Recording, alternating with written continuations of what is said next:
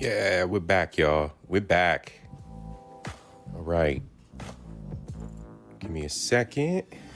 A very brief second. I'm not going to hold y'all up. We're going to get right to business. All technical issues, I do believe, have been resolved.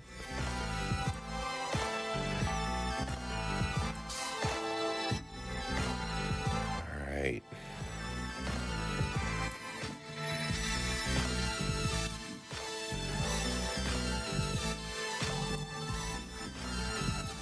And next up,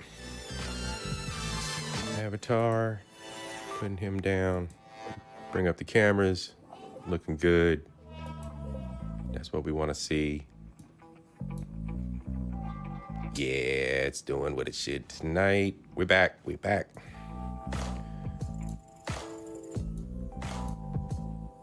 Bad computer, as always.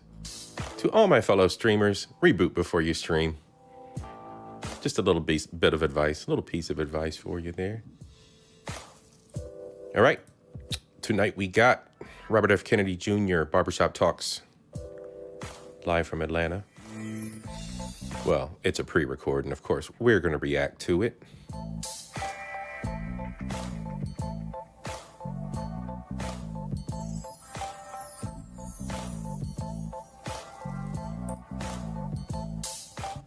I'm going to double check and triple check here. Give me 1 second.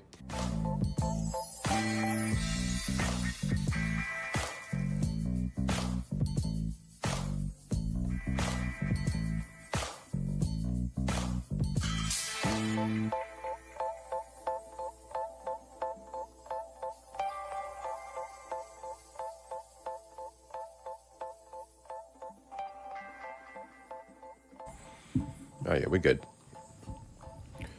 So here's what we're going to do. We're going to get started. Thanks for everybody who returns to the stream. Sorry about the previous technical issues. Let's go.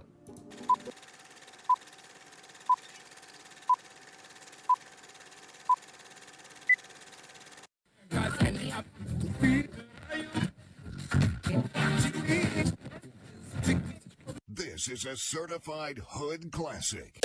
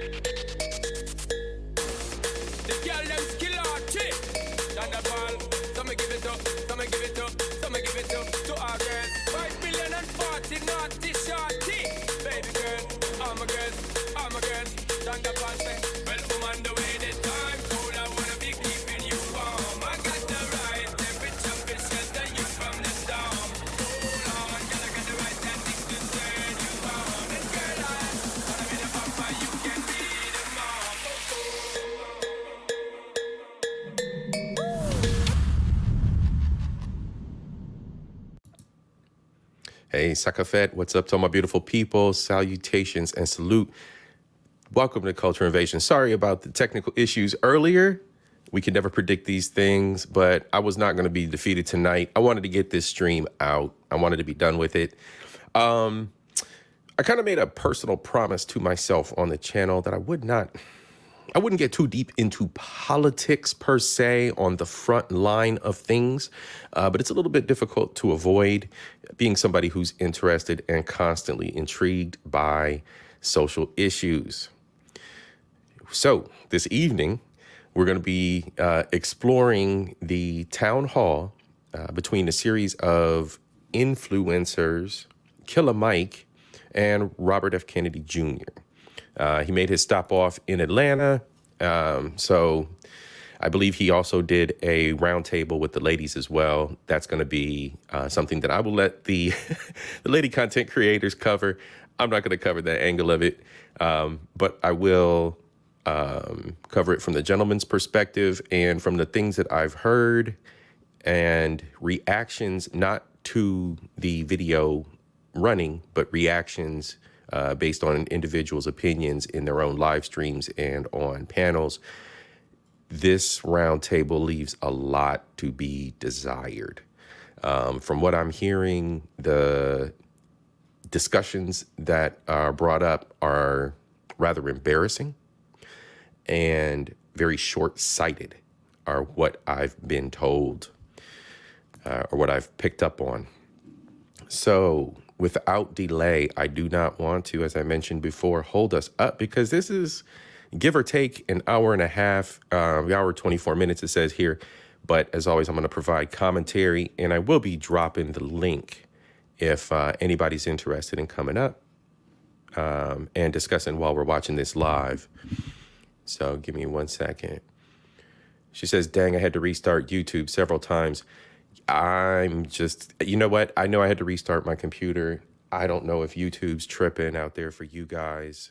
Actually, I'm going to turn my mic down just a little bit. All right.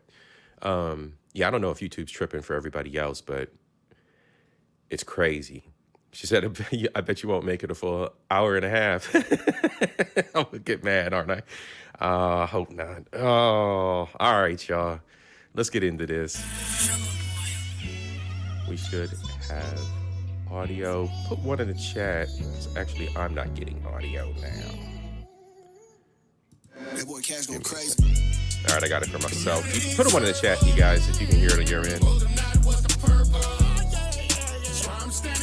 No, I haven't watched it yet, Queen. All right, thanks, sis.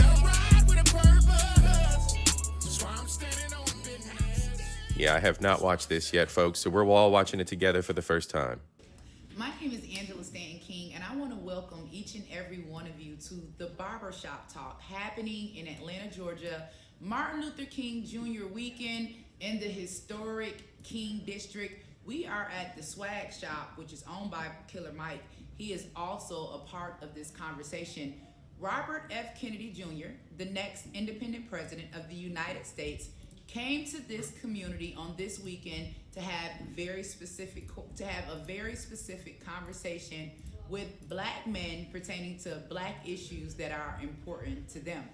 Thank you guys for tuning in. This is the Barbershop Talk with RFK.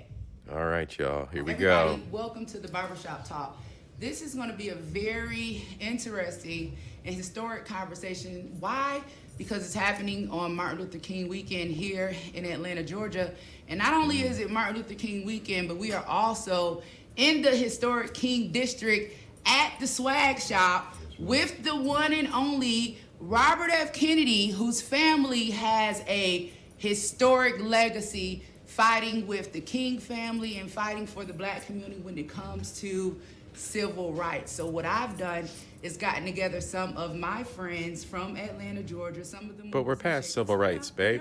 We're in a new era. From Atlanta, but we're gonna talk about some issues that are important to Black men.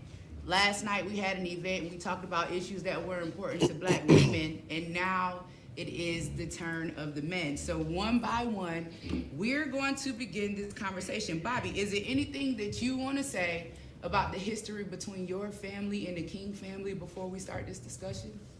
Well, maybe I'll, just give kind of an introduction to people, which I talked to you about, Angela, yesterday. My uncle was John F. Kennedy, who was the President of the United States. My father was Robert Kennedy, who was Attorney General during the Kennedy administration, and then himself was assassinated running for president in 1968. My family came from Boston. They knew almost nothing about civil rights. It was not an issue that was on their radar prior to running for the presidency. And my uncle was then a United States Senator. They were focused on controlling the mafia, which was infiltrating the labor union. They were focused on foreign policy. But civil rights was a low priority for them. Yeah, it was an afterthought. Martin Luther King at that time was very, very close relationship with Vice President Nixon, who was running against my uncle for president. And in October of 1960, so 1 month before the election, King, they hadn't officially endorsed Nixon, but Daddy King, his dad, had essentially endorsed Nixon. And that was a signal to the African American community of who they ought to be voting for. And a month before the election, Martin Luther King was arrested in DeKalb County, Georgia. He was arrested for participating in a sit-in with a group called SNCC, the Student Nonviolent Coordination Committee, which was run by a young radical who you all know, John Lewis. And Lewis and these youngsters who were much more far out on the left of activism than King had persuaded him and kind of strong-armed him to participate in a sit-in. He was arrested. He was put in jail. Welcome back, Josh. Thanks for coming back. From that jail cell with no explanation at 4 o'clock in the morning. And he was put in the back of a police car. The police would not tell him where he was going. The sheriff wouldn't. And he was driven out into in South Georgia. He's just getting started with a little bit of back history about his family and their political involvement in civil rights movement. People wouldn't frown on lynching. He thought he was going to be killed. He was brought to a state prison, but nobody was told where he was. And Coretta King, his wife, was terrified. She thought he was going to be murdered. And she called Vice President Nixon. He did not, at that point, he did not want to get involved because the South was at stake in the election, and he did not want to alienate the white vote in the South. So he refused to answer this phone call, and that was the end of the relationship between Martin Luther King and Nixon. She was able to get a friend of hers was able to get my uncle, Sergeant Schreiber, on the phone. And Sergeant Schreiber was a huge advocate for civil rights. He went to my uncle, Jack Kennedy, and met him, and he said, I want a private meeting with you and none of your aides there, because the aides did not want him to make this call. Why was that? Because my father, who was his campaign manager, had gotten promises from 3 Southern governors, including the governor of Georgia, Governor Van Diver, to throw that state in favor of Jack Kennedy. But they had all told him that if you do anything, if you associate with Martin Luther King, we're switching to Nixon. So his aides did not want him to do it, but Sergeant Schreiber went in and said, you got to call his wife, Coretta. My uncle picked up the phone and had a very nice conversation with her. And afterwards, my father found out within minutes, and he called my uncle, Sergeant Schreiber, and he said, you just lost us the election. He was angry. But he was calling from our home at Hickory Hill, which is in McLean, Virginia.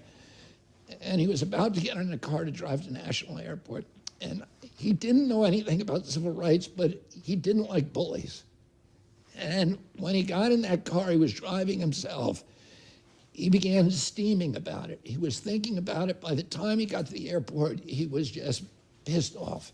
And he called the sheriff himself.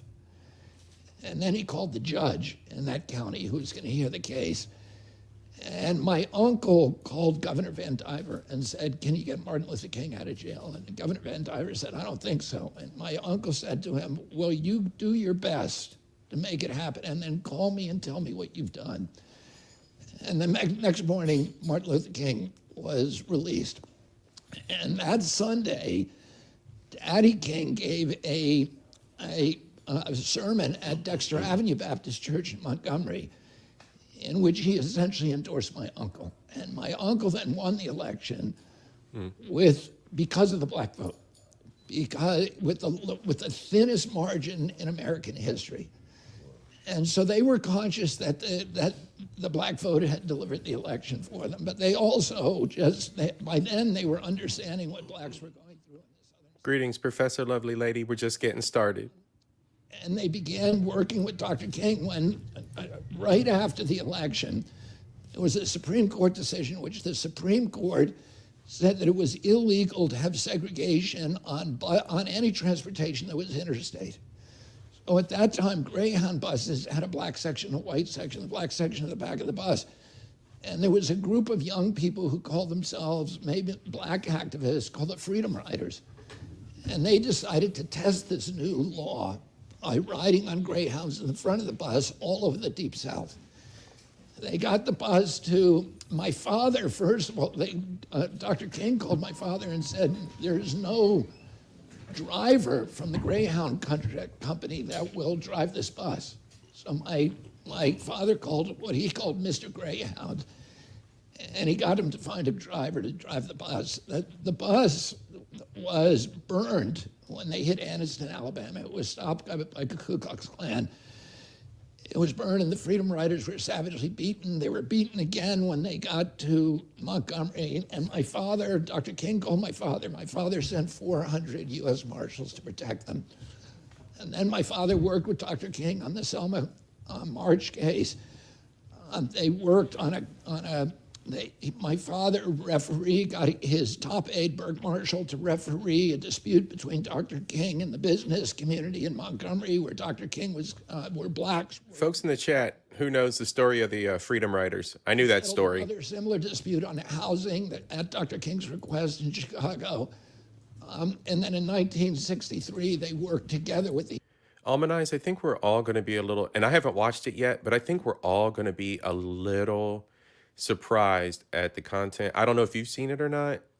And forgive me if you covered it on your channel. I didn't catch the video, but yeah, I've heard that we're not going to be so pleased with the topics and subject matter that the individuals on the panel bring up.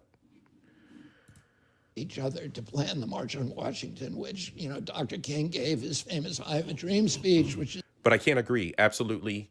This opener here, which is, again, just him giving a little background on the civil rights movement and his family's involvement. So this definitely is it's always inspiring and enlightening when you hear these stories firsthand. I mean, we're always getting one individual's interpretation of a story, but historically and based on what we know and based on the surface level events, this all coincides with everything that we've known. And that's why I asked too, if anybody out there not only has heard of the Freedom Riders, but do you know anything deeper about them as well? Because the world is small in the end, and there may be some of you out there who have relatives or connections. Is probably the most important speech in American history. And then my uncle was killed soon after that, about 2 months after that speech.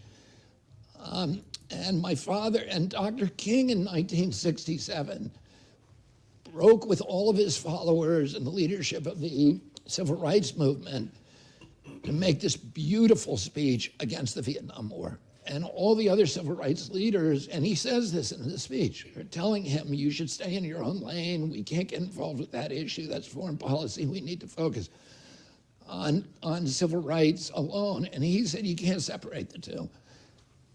What we're doing abroad, what we're doing in Vietnam, first of all, the war is being fought by black boys, who are, 45% of every paratrooper troop in Vietnam was black.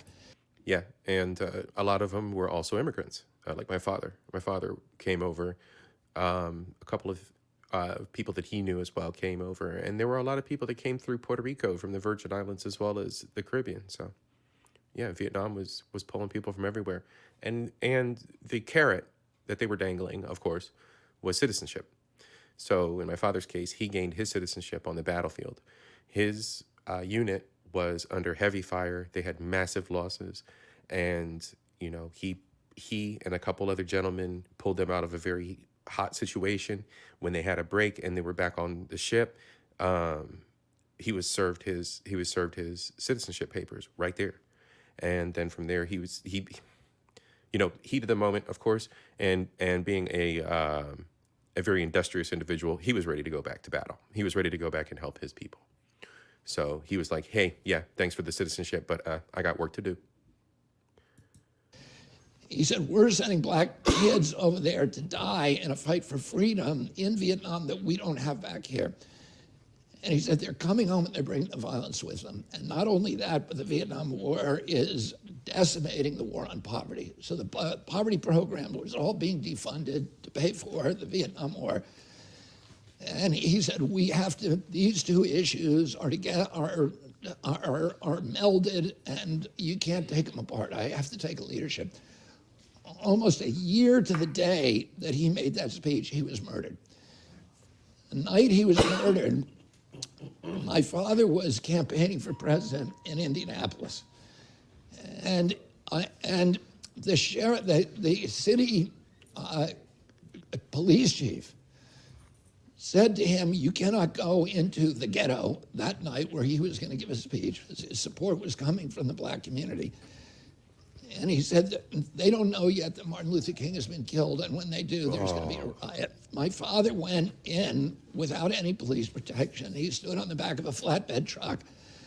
There were thousands of people in the crowd, and he told them for the first time that Martin Luther King had been killed. And you can hear the tape. There's an audible gasp from the crowd of just horror. And then my father did something that he'd never done before, which is to talk about the death of his brother publicly. And he said, my brother was killed by a white man.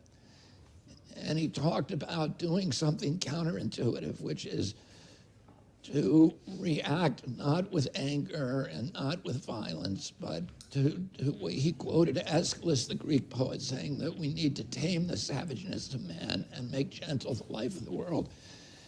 And he asked them to go home without rioting. And that night, Indianapolis alone, among over 100 major cities in the country, there was no rioting. And the city where I was living then, I was 14 years old then. There was mourning. We were mourning. Southeast Washington was burned to the ground, as were most over 100 cities in our country. 2 months later, my father was assassinated. I was with my dad when he died. I said I was 14 years old, and Coretta Scott King was with us when he died. She was one of the only people on the hospital floor. And she flew with us, with my father's body, back to New York, and was with us during the funeral every moment. And then when we took my father's body, Penn Station in Washington, D.C. to Union Station in New York to Union Station in Washington. It was supposed to be a 2-hour trip, but there were 2.5 million people on the train track. Mm-hmm. And she was with us on that train and remained, with my family, a very, very close. I had heard Coretta used to kick it. She just, she used to be around and showed reverence to the different politicians and whatnot. To my mother. Allegiance.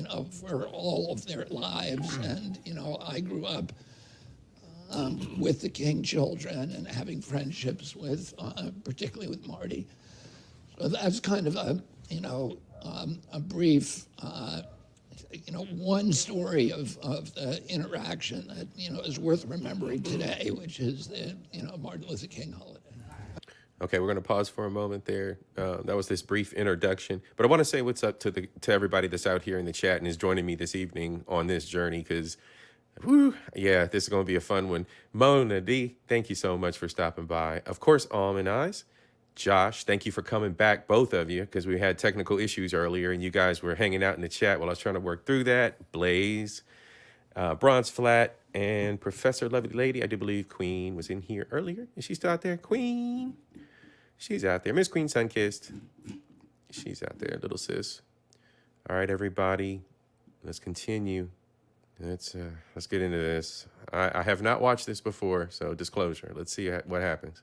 How you doing today, Mr. Kennedy? I'm great, B.I. Thank you. Awesome. I'm Brian B. Hightower. My main issue is quality of life in America. There are a lot of people working 40 hours a week, and they're still homeless. What do we do to make sure that everybody is able to have a suitable lifestyle that is something that the American dream has afforded a lot of people, but a lot of people are not able to live that right now. I see a lot of people that are working 2 and 3 jobs, still living in the car. Who's taking care of the kids? That means that the kids become latchkey, they run the streets, and it's a lot easier for them to get into crime.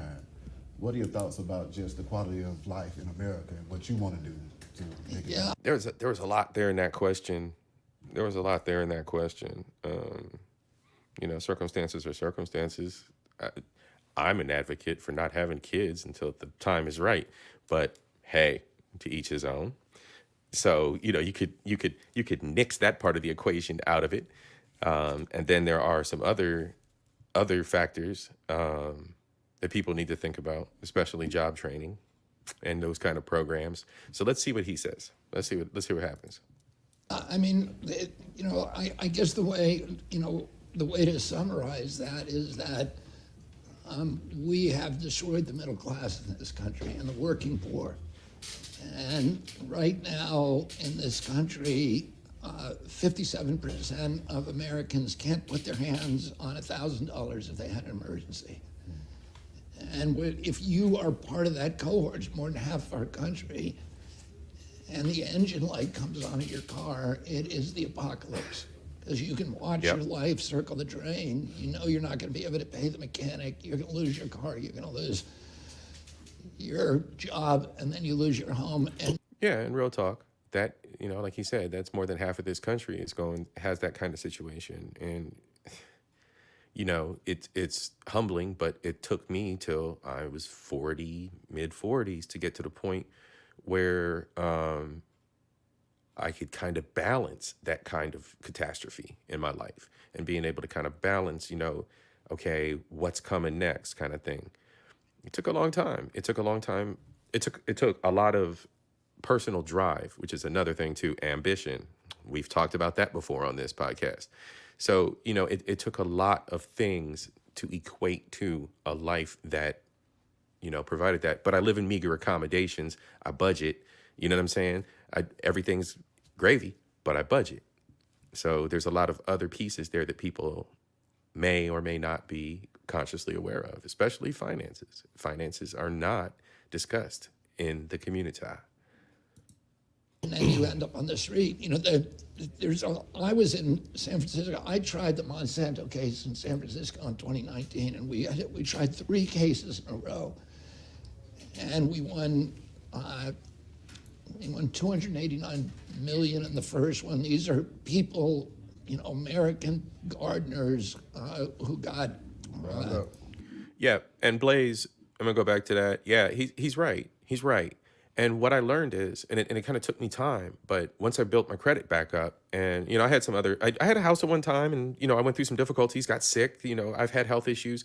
Everybody goes through things, but once I got to that point where I was steadily seeing things progress better.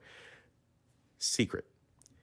Get yourself approved for a credit card and put that credit card away for emergencies. It's almost always going to be $1,000 they're going to give you. Almost always. That's usually the minimum. Usually. So that was like the golden goose right there, because I acquired a credit card, put it away, and then as I was building things started happening. So that was like the first move. That was it. That was the golden move. A new job also came along with that, and with that, better wages and such. But again, ambition and training and certifications, and I did the work. Who got non-Hodgkin's lymphoma cancer from Roundup. The first one was an African-American school janitor who had a sprayer. We won 289 million for him. We won 89 million in the second case, and then 2.2 billion in the third case. And You know what, Almond? I was seeing your comment and it hit my head, hit my little brain cell. I went, just put a number in the chat, everybody. What's your average grocery store trip? If I'm trying to run, and I'm a single dude, I eat good quality food, but I don't have to eat expensive food. So, you shop, I shop around. I don't mind going to multiple different places to get my groceries. So,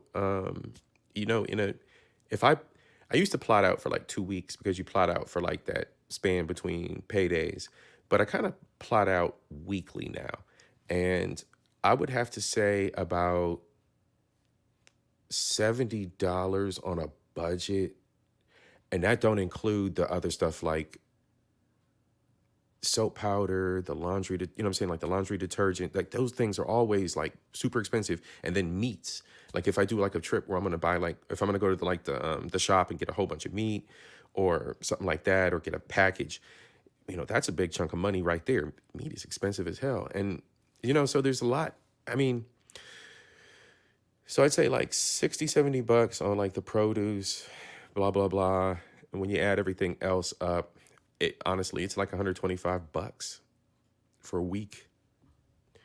Like it's one person. Like if you add everything up all together, I can trim back maybe about $100. So she says her groceries are about 50, $60 every 2 weeks. You need to be a professional advisor because so last week I spent $60, right? Because that was a maintenance week. That was a midweek. It wasn't a maintenance week. So I spent $60. Oh no, this week, the weekend, or just this weekend, I spent $60 for this week. So then when I get paid next week or so, I'm going to get like the laundry detergent and blah, blah, blah, and all the other stuff. So it'll bump up. It'll bump up to about $1.25. Yeah, most healthy food is pricey, but I do spend the money as well, Josh. With eggs, that was something I saw the hustle with the eggs. I buy free range brown eggs now because the regular, store brand eggs or whatever, the economy brand eggs, it's just, the difference in price is negligible. Yeah. Oh, Mona D, and you're rocking out a family of 5. We spend roughly $250 a week across 2 to 3 stores, and we're a family of 5. That sounds about right. That's what I was thinking I was going to see out here for families. Yeah. I'm still pissed that I can't get last week's price for grapes this week. Bro, the grapes, when I went to the store on Sunday, looked like poverty. They looked like raisins already. They looked like poverty.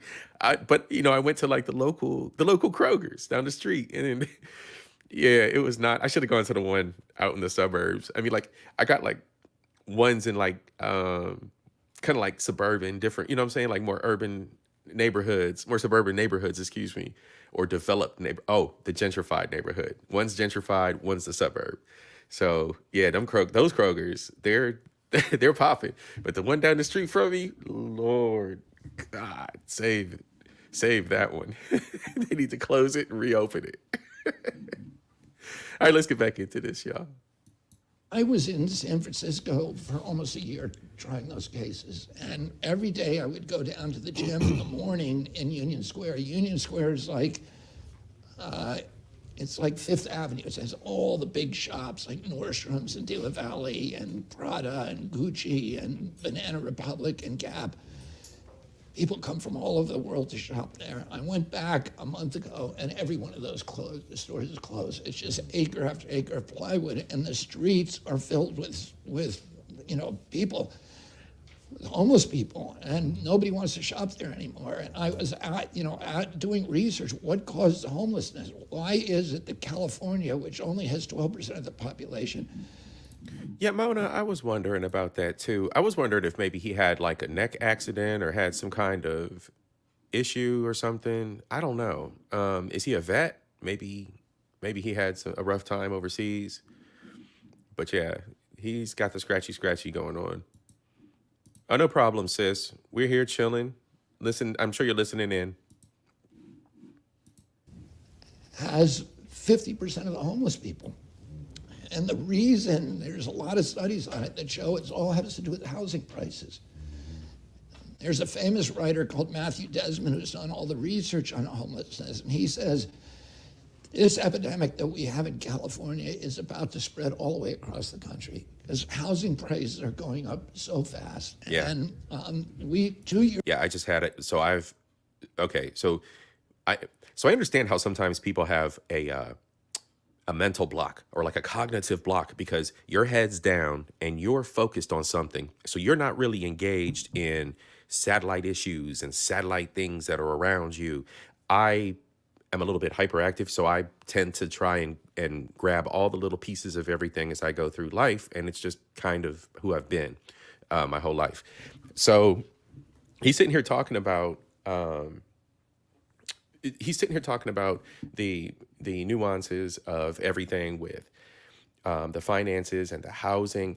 I had blinders on, and I wasn't looking at rental and housing prices. I was really just looking at what my increase was going to be. And I'm in the thousands now for a 1 bedroom. So it's like, I had a friend, my best friend, she's kind of faced with maybe having to move and this, that, and the other. And I'm her homie, so I'm just looking up stuff and I'm like, here's trying to look at whatever's going on Zillow and the rentals and looking at the other sites. There's a couple other little sites that I know about. And I'm looking through here and I'm like things are like 300%, 300%, even housing costs, 300%. Like in some cases,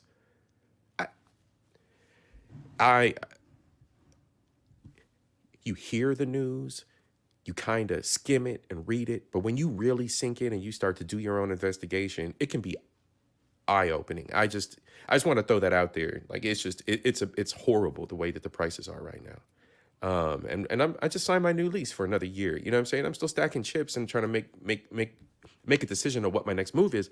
But it's like for the value for what I'm getting versus a house right now in the economy. Hey, I don't have to worry about if I need my roof repaired. So, but at the same time, these prices, man. Years ago, the average cost of a home in this country was $215,000. Today, it's $400,000. And the primary reason, or one of the primary reasons for that, is you have three giant hedge fund or investment funds: BlackRock, State Street, and Vanguard. And those companies own 89% of the S&P 500. The biggest companies in the world. BlackRock it manages $10 trillion. It's the third largest economy in the world, this one company. And they have now decided, they own all the big business in this country. They've now decided they're going to own all of the land, the agricultural land and the residential. So they're buying up residential housing, and everybody has a story of a friend who, just was about to go into escrow on a house, was about to sign a contract, and somebody comes in at the last minute with a cash offer 20% greater than And see, nobody thinks about this stuff. And I know that there are naysayers and people that want to say, oh, pull yourself up by your bootstraps. It's not these big corporations. That's all the Illuminati, and that's all tinfoil hat stuff. No, the shit's real. And you can just go look up their records. Go look up BlackRock's record. So, you know what I'm saying? When he's calling out these things, it's by design. This is all by design. This undercutting of the American economy, basically shitting on you. This is all by design, and shitting on the middle class, making the middle class disappear, dissolving it. And the asking price, and you're wondering, who just took my house from me? And then you look, and it's an LLC with an ambiguous name. And if you pull those strings, it goes back to BlackRock, State Street, Vanguard, Blackstone. I'm not going to get into the details of what I went through with my house, but I'm going to tell you this much. They handed my paperwork and my deed over to 3 different lenders at one point, and that was right before the housing bust. And I was not in jeopardy until a certain point. We're not going to get into that, but I was not in jeopardy, and I was trying to maneuver so that I could refinance. And I was basically one of the first canaries. You can mark it on the calendar. I got the paperwork to prove it before the housing bust even hit everybody else. I was already witnessing how they were handing off these loans and fucking the American economy. Swear to God, I still got the paperwork. People be looking at me like, why you got the paperwork from 10 years ago, 15 years ago? I got the records, bro. I got the records. I'm looking at them right down there. And they all own each other. So it's really just one giant behemoth. Now, you have the average salary, the average income in this country is now $5,000 less than the cost of basic human needs. Food, transportation, and housing. So if you buy the bare minimum, not good food, like Whole Foods, but the food you buy in a local grocery store here, where it takes 8 carrots today to give you the same nutrition as 1 carrot when I was a kid. And that carrot, the 8 you just ate are loaded with glyphosate, neonicotinoid pesticides, atrazine, all. They're poisoning us. And so the average American now is ending up $5,000 in debt at the end of the year. And how are they paying for that? They're putting it on their credit cards. And the credit card companies are charging them. We just hit $1 trillion in personal credit card debt. Nobody ever imagined it would ever go that high. I'm locked in, and I have my own little financial thing going on, but I'm locked in with my credit cards, with my interest rates, and some company, because of where my credit rating is, some companies are starting to send me all these letters or whatever, or I guess I just been ignoring them and been ripping them in half. And I just got curious and I opened up one letter, which was like a higher level something from one of my credit card companies. And they're like, you can get this one. And I'm like, oh, I can get that one, can I? At 18% interest. Fuck out of here. The credit card companies are charging 22% interest to 37%. See? And they think if I'm a good Mafia guy, so they're going to give me 18, not 22. It would be called loan sharking. They go to prison. But when Visa, MasterCard, Chase, Morgan, Citibank, when they charge it, it's just the cost of doing business. Who do you think owns every one of those companies? BlackRock. So, they're doing it right in front of us. They're strip mining. During the COVID pandemic, Amazon, they closed 3.3 million. Transaction fees, closing fees, mortgage fees, banking fees, ATM fees. People who in real estate, y'all realtors, y'all are brave. Y'all enjoy the punishment. Businesses. 41 with no due process, no scientific citation, no public hearings, no environmental impact statement, all the things that government usually has to do before they impose some great burden on the public.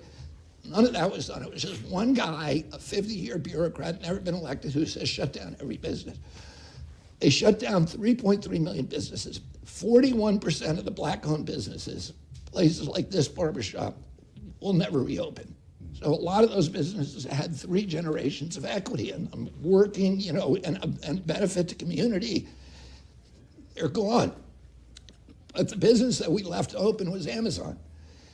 Now, I wrote a book about the COVID pandemic with my friend Joe Mercola, and it was critical of the lockdowns. And Amazon censored that book. So they were shutting down criticism of a policy that closed down all their competitors. We know that was happening. We all know that was happening, the criticism, because, and see, again, it was one of those situations where I was witness to something.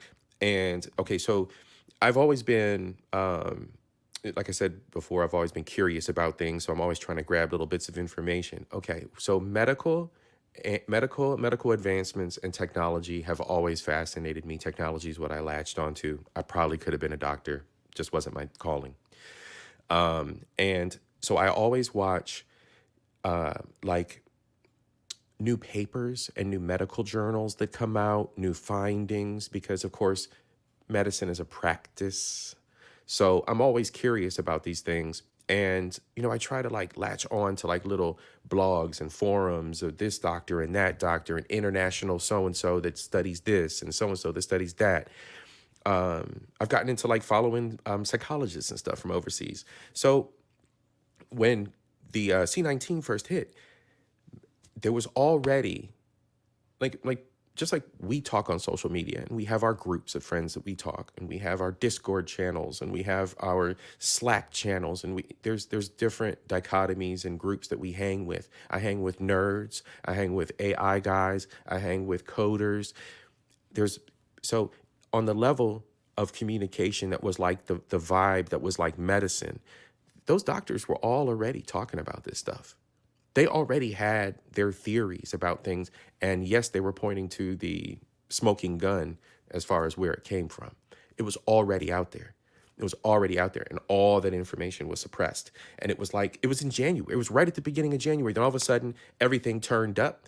I was told not to go into work. Everything went to hell. And so it was just another one of those little flash in the pan moments.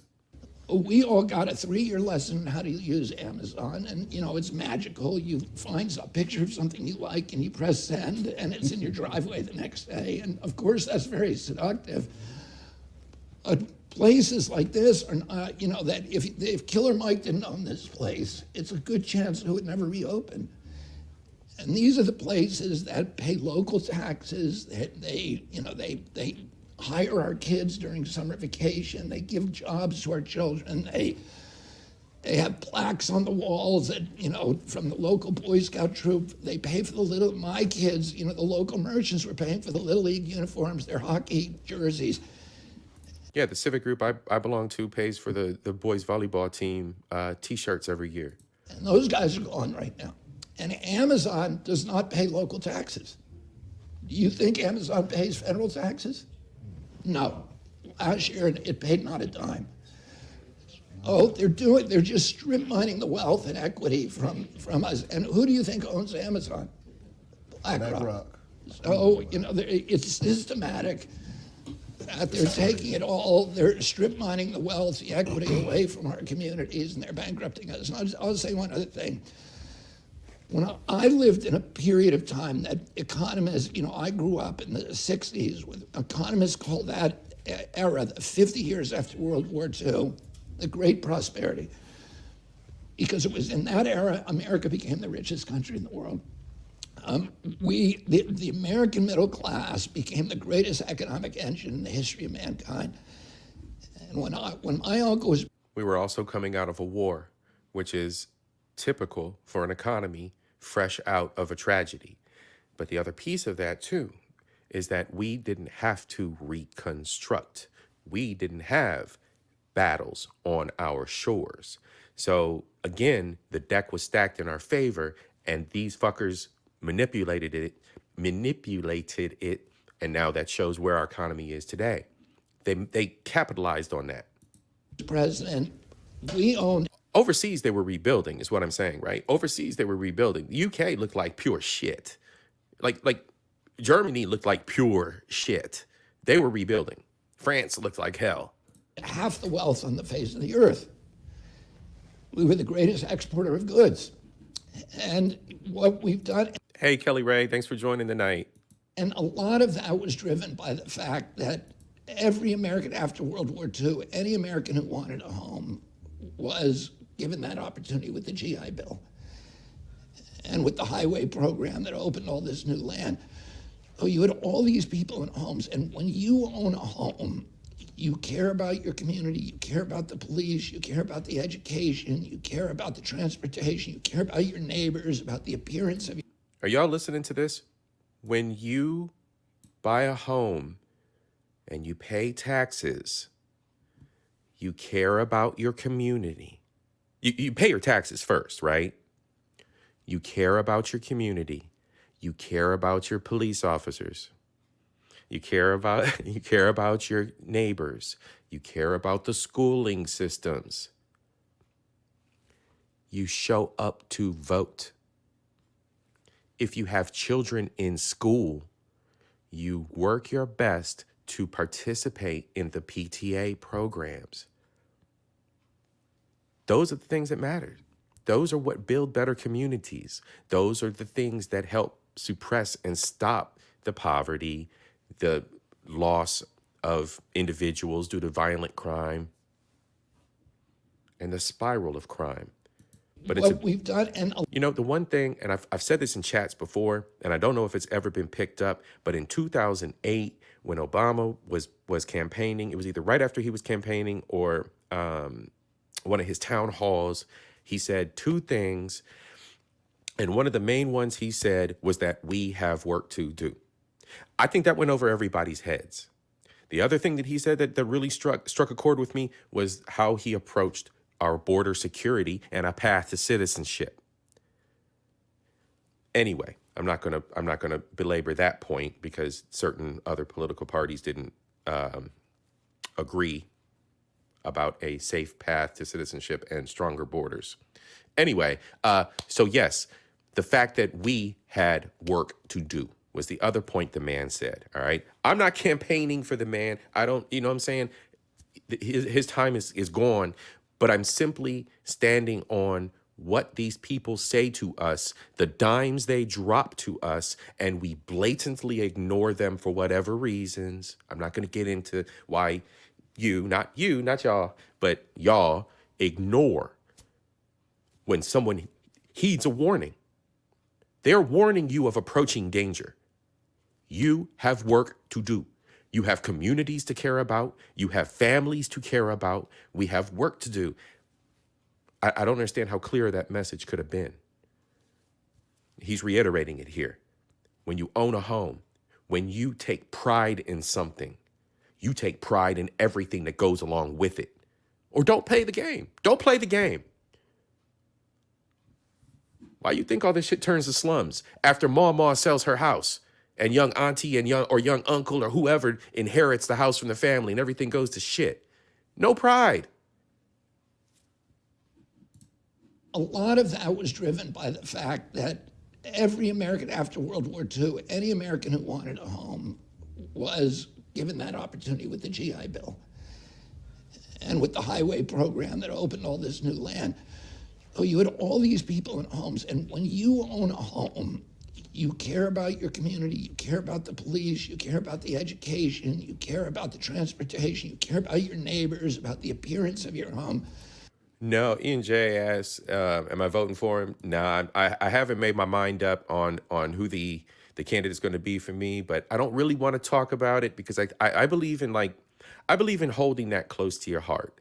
That and, religious provocation. I think those are things that people we talk too much about. So for me, I'm outwardly curious and I will outwardly go to and participate in events with any political candidate to see what they're really about. But again, it's all about the issues and personal beliefs. But at this moment, nope. I'm just going to say that. But more importantly, you have an entree to the capitalist system I am intrigued. because you can now borrow money. So if you have an entrepreneurial impulse, you can pursue it. And what we've done now is we're moving from a ownership society to a renter society. And when we do that, we're going to move from being citizens to being subjects. Yeah, absolutely. You can see what. And we're only 24 minutes in, y'all. This is an hour and something. We may break this up into two parts because this is a work night, but we'll see how far we get here. And again, thank y'all for joining me this evening very much. Thank you very, very much. Shout out to y'all. Going to throw up the applause to everybody. I really do appreciate it. But yeah, we're in a position right now as a nation where it's a turning point for some serious leadership. And so Ian J says they're voting for him. And yeah, I think that there are a lot of great things that candidates have to offer, but it's always based on the issues. And I really need to put my heart and mind into what it is they're saying. And there's a lot of old guys that are stumbling and fumbling over their words these days. What happens in the black community, because the single most important driver of crime in the black community is there is no equity left. It has been stripped. People, you can't. The banks redline these communities. They can't get home improvement loans. You can't get. But the banks do redline communities. It's being dissolved, but that shit is still very, very prevalent. Home ownership loan. And there are a lot of people who say it's tinfoil hat. It's not. It really is not. You can't get a business loan. There's only 20 black banks left in this country, and they're all, the Fed won't give them the adequate funding to pour money in these communities. And when that doesn't happen, that's when you get crime. When there's no influx of capital in the community, that's when you get crime. When there's capital available, you get people starting businesses, people having pride in their community, people having a stake in it. And this was all tried out in the black community, but now all the communities in the country are suffering the same thing, that the capital is all going upward. During COVID, we shifted $4 trillion from the American middle class to this new generation, this new oligarchy of billionaires. We created Trump and Biden, a billionaire a day for 500 days. And that money came from, the working poor in this country. We need to rebuild it. And yeah, everything's an illusion. You think that these companies were suffering during C-19? They were not suffering during C-19 at all. I'm just going to put that out there. They were not. What I'm going to do, and you can go and look at my War and panic are good for business. Remember that. plans is what I'm going to do is I'm going to get this generation into homes. I have 7 kids. So one of them's 39. He's got a home. The other ones are in their 20s, and none of them is going to buy a home because they can't afford it. They're competing against BlackRock for the cost of money. And it's not that, it's not that I can't afford it. It's that in order to afford one at a better deal, you need a bigger down payment. So the average person can't afford it. There's no way they can do that. And what I'm going to do is change the tax code to make it so those big companies can no longer buy homes as investment. We have that home stock for people who actually need to live and then can borrow money on it. And there's TikToks, and no, I don't see them on TikTok, but I see them in YouTube Shorts. I don't TikTok, but on YouTube Shorts, you see them all the time. You see people talking about this house is for rent, this house is for rent. Go look and see who the investors are that own these homes. You see it all the time. There's people that are busting out that like little, people that are tearing down the fake news behind everything. And we can start conspiracies. Returning sovereignty to our communities, and Yeah, I agree, and making Josh. capital accessible to middle class Americans. RFK was such an economic juggernaut like the BlackRock Vanguard. Who's to say in a capitalistic society that it would be far-fetched to have them buy a candidate or put all the money towards a candidate and control the candidate that people think they're voting in? Would that be far-fetched? No, that's exactly what they do. If you look, That's exactly what I do. Democratic Party What do you and think? So he's never heard the term. The gentleman who asked the question, he's never heard the term special interest group. Okay, that's the term he's trying to illustrate here. Go look it up. Go Google it. Special interest group. Special interest groups are groups of individuals or conglomerates of individuals and companies who go and talk to a candidate and say, "Oh, and by the way, you're gonna be voted in, and you're gonna help me make sure that all the farmers use my weird chemical shit to poison all the vegetables. You're gonna be voted in. I'm going to give you money to make sure that none of that China steel comes over here and anybody trying to build stuff over in America gets the price jacked up because they're getting American steel. You're going to be my candidate because you're going to stop lumber from coming over, or you're going to attach higher tariffs to lumber so that the lumber in America can't compete with the lumber over there." It goes on and on and on and on and on. And we are at the very bottom. They are building everything on our backs. Doesn't matter who you are. Republican Party now. And then they poison us and have us at each other's throats. Is BlackRock, State Street, and Vanguard. And why are we all in these foreign wars? Because who's profiting from these wars? Who's profiting from the Ukraine? You can't make money if you're not selling shit. You can't sell shit if people aren't blowing shit up. Northrop Gundrum. Raytheon, General Dynamics, Boeing, and Lockheed. Yeah. Who do you think owns every one of those companies? Oh, and who do you think got the contract? So they got the contract to destroy Ukraine, and they just signed the contract with the U.S. government to rebuild it after they destroyed it. Oh, and they also, we made these loans, $113 billion in loans to Ukraine. By the way, the entire budget for EPA is $12 billion a year. So we're giving $113 billion to Ukraine. Oh, there's people starving in our country. And, Tim Scott, when he was on the Republican debate, he said, "Don't worry, because it's a loan, it's not a gift." Well, there's nobody who thinks that loan's getting paid back. No. Why do they call it a loan? Because when they call it a loan, they can impose loan conditions. And what is the loan condition? It is that Ukraine has to sell all of its assets, its ports, its airports, its roads, to multinational corporations, and it has to sell all of its land. Oh, the land in Ukraine. Okay, well, I'm going to tell you, spoiler alert here, the land in Ukraine is a breadbasket for Eastern Europe and Africa. believe it or not. So the land in Ukraine is extremely valuable. The ports in the Ukraine, where the grain will leave from, again, being one of the best grain producers in the Western European region. Now you have all the ports that are now international ports. Globalism. You want help fighting your war? You now belong to the UN. My son fought over in Ukraine. He fought for the Ukraine. And then 20 years later, China sweeps in and buys all their ports like they have across America. Ukrainian army and Kharkiv offensive. So, I understand every side of this issue, but Ukraine's land, agricultural land, is the richest agricultural land in the world. It's the breadbasket of Europe.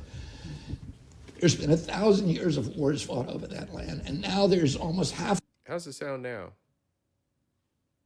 You guys hit a 1 in the chat before I continue for me.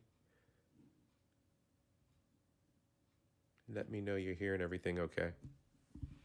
I was thinking the mic might have been clipping.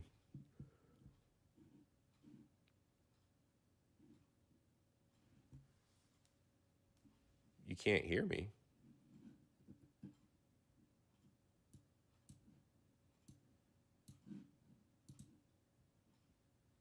Hello? Hello?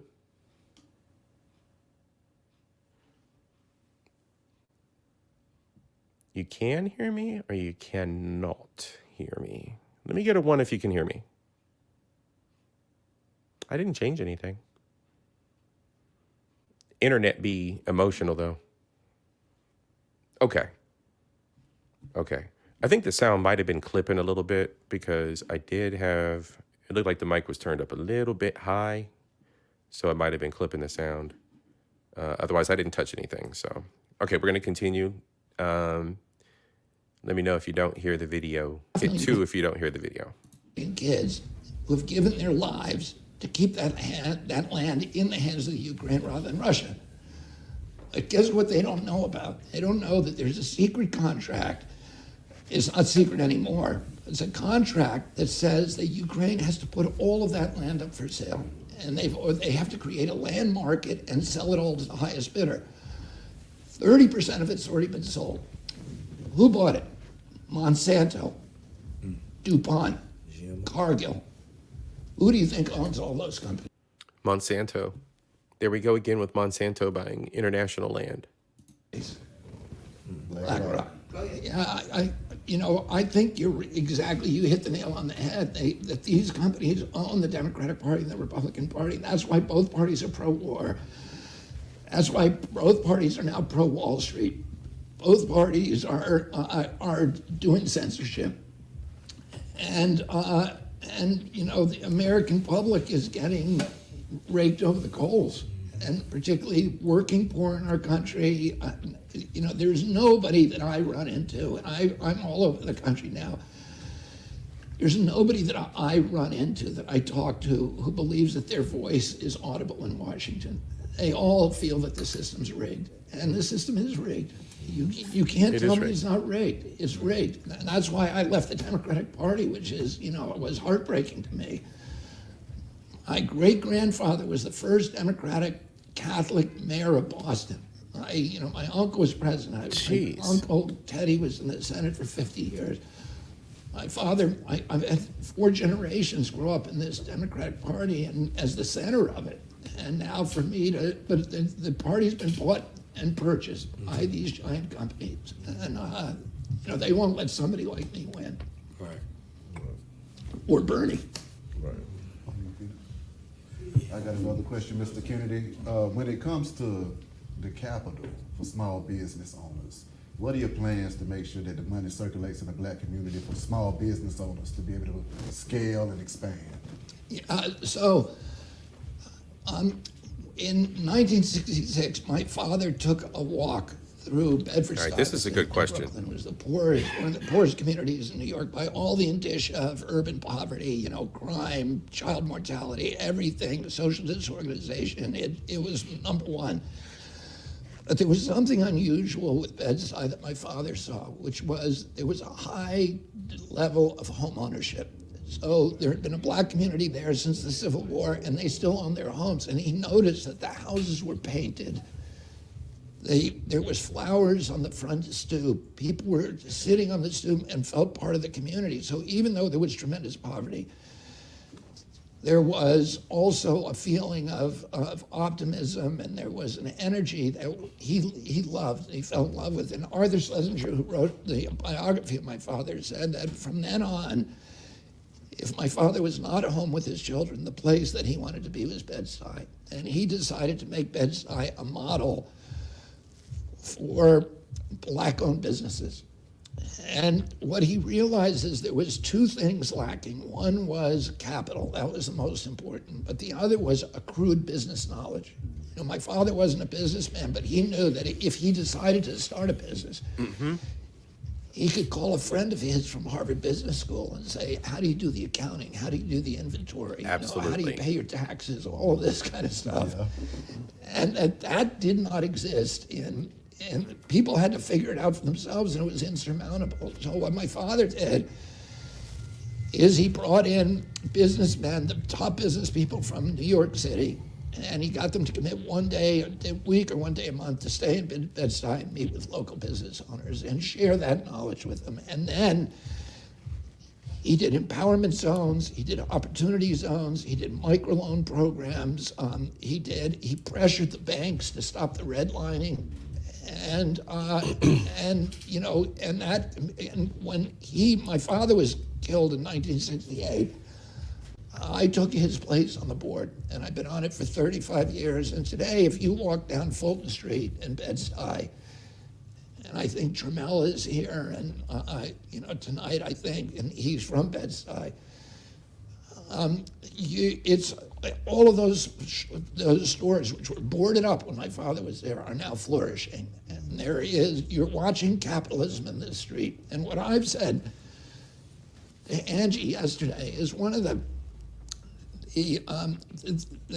kind of part of the current liberal ideology is that we have to end racism, which of course is important. But they're doing it by canceling people or by, educating. Right. All important stuff, but it'll never work. It will never work. You're never going to end racism. We are biologically hardwired to be tribalistic, to look for differences and look for similarities and make alliances. We're wired that way. And what we need to do, and my father understood this, is you need to make people so they don't feel that they can resist the impacts of racism. So, that we do that with black kids by, first of all, giving them an education, which they're not getting now. And that is easy to do. It seems hard because the public schools are such a mess.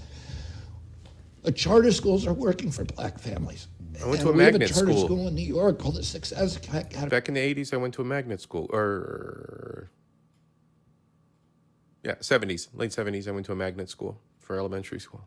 I mean, there's 20,000 kids now educated. Similar to a charter school. They have a better graduation rate and a better college placement rate than the best white public schools in New York State, the Scarsdale School. There's no school that does better than them. And what they've proven is that bad educational failure is not the result of race, it's not the result of culture, it's not the result of location. It all has to do with the quality of the school. That every kid, if they're given a good opportunity to education, they can flourish. We need to give kids good education, and we need to start flooding those communities with capital so people can start their own businesses and become role models in those communities. There's a lot of things we have to do about, pardoning people who've been in the prison system so they're not second-class citizens, et cetera. But the main thing, when I was a kid, I grew up in a time when there was tremendous anti-Catholic prejudice. My uncle was the first Catholic president in the United States, and when he ran, the Ku Klux Klan had a resurgence, and I was called names when I was a kid. I was called Mackerel Snatcher, and I was called Mick, and all these names. Mm-hmm. It never affected me, because I had confidence in myself. I had confidence in my education. I had confidence that I was going to do something important with my life. Oh, if somebody called me a name, a slur, I would think, what's wrong with that person? Right. I wouldn't internalize it and think that what's wrong with me. That is the gift that we need to give every black kid. That, Or he doesn't care if somebody. all right. That's a good talking point. That's a good talking point. I mean, that right there in and of itself is something that can be extrapolated into an entire 18-person panel on YouTube. Self-image. Because when I think about it, you know, I've been called all kinds of shit too. I've been called Uncle Tom, half-breed, all the bullshit, any of the names that y'all got out there for light skins, all that bullshit. None of it matters. None of it's ever mattered to me because it was obviously and has always obviously been a reflection of the individual. And see, the funny thing is,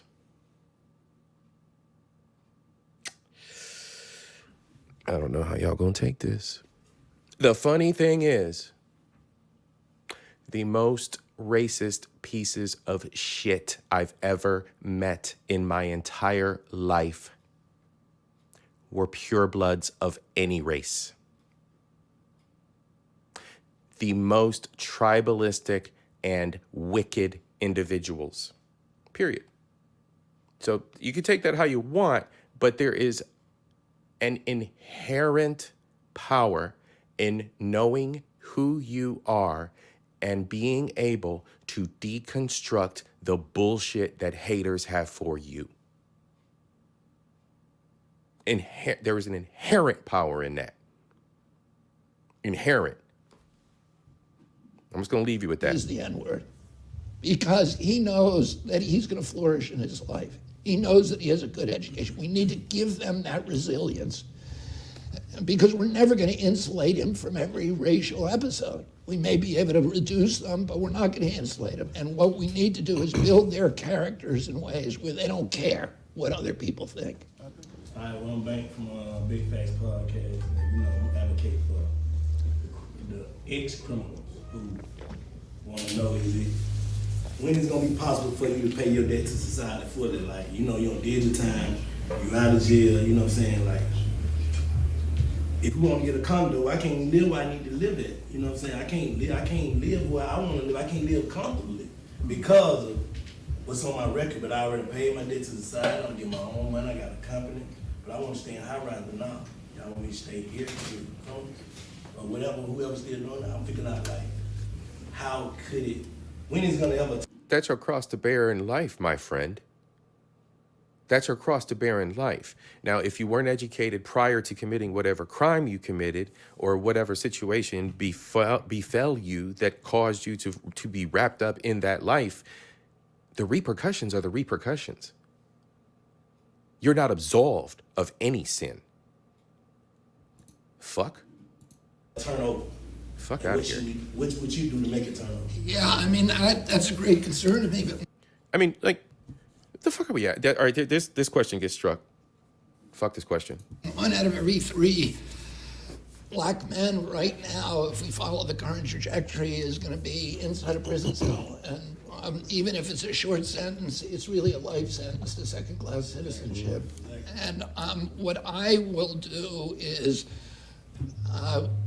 work on either To Team Replay that's out there, this is a very, very short segment. I'm almost about to skip it because I don't have the patience for this shit, okay? God gave each one of us free fucking will. Use your free will and choose wisely. Nobody's going to save every kid, every person that comes from a bad family. But we have enough inspiration and positive guidance to know when fuckery is about. All right? Don't fuck around and you won't fucking find out. I don't exactly know whether I can do this with executive. This is the first one. I'm telling you, this is the first one that's pissed me off. You burdening a politician with the fact that you can't choose right in your life. Order, but I may have to do it through, at least for the federal prisons, because the state prison I'm not going to have much control over. But in terms of expunging the records and pardoning people who are convicted of nonviolent crimes, particularly the drug crimes, and particularly that generation of blacks after 1986 when they changed the drug laws, In 1986, during the Reagan administration, Senator Biden then created this law that, which he co-sponsored, which made crack cocaine 100 times the penalty for powder cocaine. There's no difference chemically between powder and crack. But it was white kids who were getting busted for powder cocaine. It was black kids getting busted for crack. And so a lot of those guys, because then in 1994 they passed the omnibus bill, again, President Biden, and that created 3 strikes you're out. And Do we forget all this? Biden and Harris they're a crime mob. Like, they are the oppressors. we're sentencing, and a lot of the people who are in prison now are in 6 years. The black prison population doubled. So we know what's going on. So Yeah. like how is we need to expunge those records. We need to expunge the people who are nonviolent drug crime. A lot of those drugs are legal now, right? And there's people who are still being punished forever. It makes no sense. If you have marijuana, if you have a marijuana, you should not be having people be able to look up your record and punish you and your credit rating and all this other stuff. But again, it's the way the system's rigged. No one cares. They want No one cares to go back and do that. Who wants to do that? Because typically most people are thinking with conservative mindset, like I previously illustrated, and you don't fucking fuck around, you don't find out. But, it's a mess. But then they can't vote. But then you got congressmen that are ex-cons that get elected. you can vote. You can vote to know you know. But I'm just saying though, so that's the There's some same states you thing can't though. vote. Like Florida, you can't vote. Yeah, I'm from Florida, so I know that Florida, that's a Florida law. Oh, yeah. You know what I mean? And all my people that serve time there, they can't vote. But they Oh, damn. So that's state by state. All right. So you pick up a little bit of everything. I didn't know that. And you also can't vote if you have the same name as one of those guys. Yeah, I guess. But but the congressmen who got elected that are ex-cons, that's crazy. Yeah. Like that lets you know that something's going on. To your point, and I mean even with our children that we losing to the whole abortion thing, how they're pushing that. I look at it: if you kill masculinity, then you can kill femininity. Pause. What? Who's pushing? What are we pushing? Abortion? What? Like women's rights? Was that he talking about? If you kill masculinity, then you can. And then he goes into killing masculinity. What is he talking about here? What is he saying? The aborted babies are masculine? Yeah. Like that lets you know that something's going on. To your point, and I mean even with our children that we losing to the whole abortion thing, how they're pushing that. I look at it: if you kill masculinity, then you can kill femininity. If you kill femininity, then you kill humanity. So that's what they're doing. How can masculinity be taught? Please help me in the audience. Is this some Hotep bullshit? Or is this some poetry? What the fuck is this? How can I continue to separate the divine masculine man from the divine masculine woman to have a tribe of young children that now contribute positively Bro, you get fucking married. I don't understand. to a nation? I don't have the patience for this. And so we don't have that because everything. This poetic bullshit. And it's all based upon the money, of course. And so, when a system is backwards, when it's right wing, left wing, one bird, how do you really get an opportunity to stop listening to CNN and Fox and every politician that tells you that they're gonna do something? Right. And then here we are in the same boat, or worse. Those stories you told, they have a lot of validity and they hit home, but it sounds like the same plight that Malcolm X was talking about. Yeah.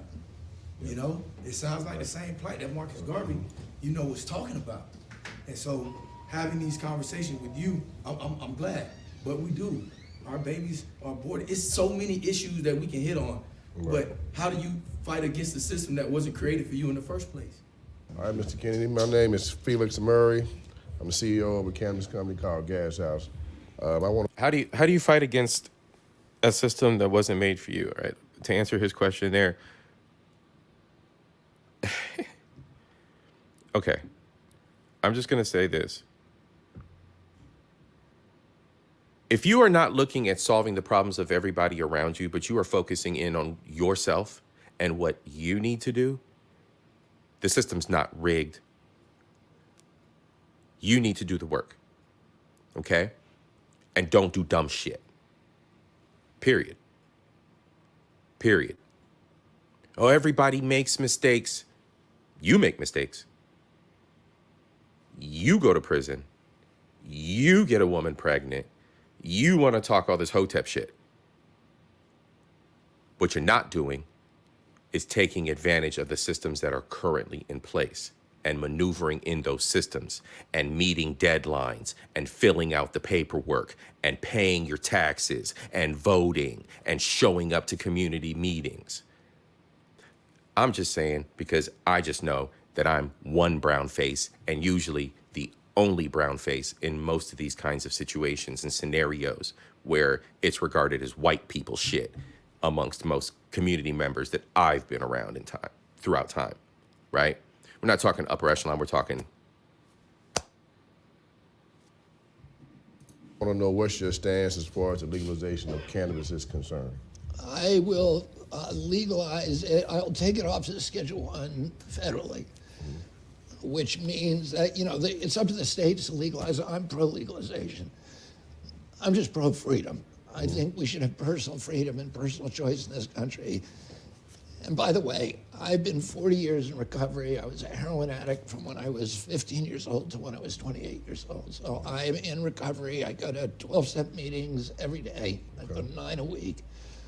Oh, I'm not a person who is going to tell you that using something outside of you to fix what's wrong inside of you is going to work. People had the choice, and people have different experiences than I do, and they ought to, or America, you ought to have choice. Right now, it's legal in some states because the federal government regulates it. The people who are selling it can't bank their profits, and they can't pay taxes. And I'm going to change that, and I'm going to make it so that Yeah, the big D boys and the big growers and big farms for the legal MJ, they can't do anything with their money. They're sitting on piles of cash, piles and piles of cash. you can handle that money legally and under federal law. I'm also going to tax it to create a series of drug rehabs around the country so that we can treat people for drug addiction. And that will be a drug rehabs, that almost sounds like help. Like mental health clinics used to kind of help. dedicated fund to fund those rehabilitation centers where people will be able to go for free. Last year, we lost 106,000 kids to drug overdoses. That's 2 times the number we lost during the entire 20-year Vietnam War. There's now, and we need to be able to, those kids need a place to go where they can heal, not just from narcotics, et cetera, but also from SSRIs and psychiatric drugs. We need a place that will heal people and make them feel like they're part of a community again, a place where you can't go on screen, where people are gonna grow organic food, get good food in their diet, heal themselves physically, mentally, and spiritually. We need to start bringing our country together again, and this is a good way to do it, and by giving freedom to. Yeah, that's why, sis. Dispensaries only take cash because they can't process credit, because credit goes through the credit, which the credit system, which goes through the Fed, and that's not a transaction that can go through the Fed. So you have to take cash to dispensaries. I learned that when I was in Boston a couple years ago. People and making it make sense. Actually, I learned that when I was in California many years ago. Mike, Thank you for joining us. Yeah. what's happening? Speaking of the healing and marijuana, can you? Well, yes. I've always been a cannabis advocate anyway, and my daughter was diagnosed with cancer. I would say probably bone cancer about 8 months ago, or what have you. And doing this, cannabis is one of the things that has 100% helped us along this, her appetite, her sleep, controlling nausea, but still is illegal for me to treat my child with something that's going to help her. And my thing is like, the people that make these laws, they have kids as well. So if it's your kid is sick, you know, what would you do? You know, you have this thing to help her manage her pain, her situation, and stuff like that. If it was my You're kid, breaking I'd the do law it whether doing it was this. legal or illegal. You know, Yeah, he already said so, that. You're asking a repeat think question there, any- brother. He already said he's you he's know, an advocate for I agree with legalization. you. It should be You sleep? legal. And, you know, I can't legalize it in the States, but I can legalize it federally, and I'll do that. Also, I want to talk about, you know, luckily I had insurance and we were able to go and get treatment, but there's a lot of people that don't have health care. A lot of black people especially, that can't go. Okay, so do they have a job or have they filed for, I mean, like how many different routes of pampering do people want in this nation? How many different routes of pampering?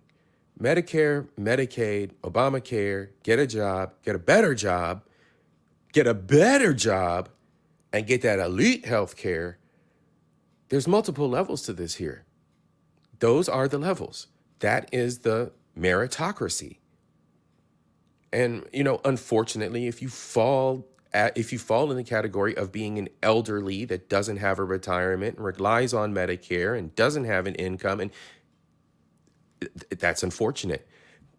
But my tax dollars are paying for you and your health care.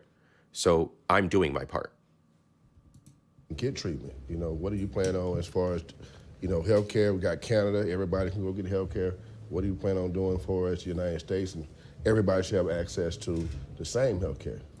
And it's real cute that bro just, you know, lets it roll off his lips that, you know, Canada got the health care. Have you watched any videos or done any research on the quality of care that the average Canadian gets that isn't covered by some kind of insurance or some kind of additional plan?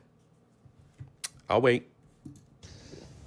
Yeah, I mean, you know, what I tell people during this campaign is that if it was up to me, I would have a single payer system with a public option. In other words, Medicare for all, but an ability to step outside of the system if you wanted to.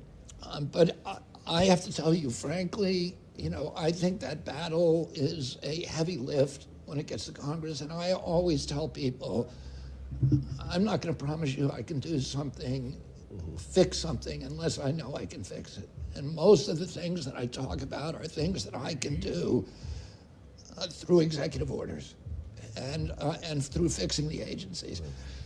I can tell you what my dream would be on healthcare, but I can't tell you that I'm going to get that done because there's so much division on that and so much opposition. The pharmaceutical companies and the medical cartel are the biggest lobbyists on Capitol Hill. Pharma is now the biggest, the richest industry in the world. And there are 2 or 3 lobbyists, pharmaceutical. And just a fun fact too, the medical industry is also one of the biggest gatekeepers for diversity, equity, and inclusion. I'm not a DEI Bible thumper per se, but I believe that there are course corrections, of course, that need to be made. And man, I'm gonna tell you what, not only from experience, from dating individuals who are involved in the medical industry, but relatives who are in the medical industry and relatives who are in the medical industry from way back when. Medicine, doctors, nurses, hospitals, y'all are some shit. Y'all are shit for equality. Y'all are horrible. Fix your shit. The lobbyists on Capitol Hill for every congressman, senator, and Supreme Court justice. And, you know, they're just, it's so crooked. It is. Oh, you know, my major health initiative is about ending the chronic disease epidemic, which directly impacts black communities. You know, blacks have the highest chronic disease rate in our country, and we have the highest chronic disease rate in the world. Yeah, but don't get it twisted. I just talked to my uncle tonight. I got an uncle who just said, you know, hey, I'm not feeling so good, and these things are happening to my body, and, you know, I haven't talked to my doctor yet.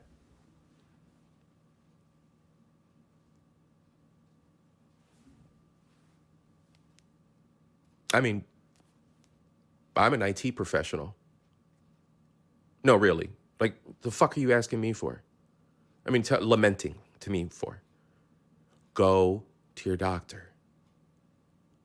If that doctor is not good and you have the ability and you have the wherewithal, interview a new doctor and keep it moving. You have to.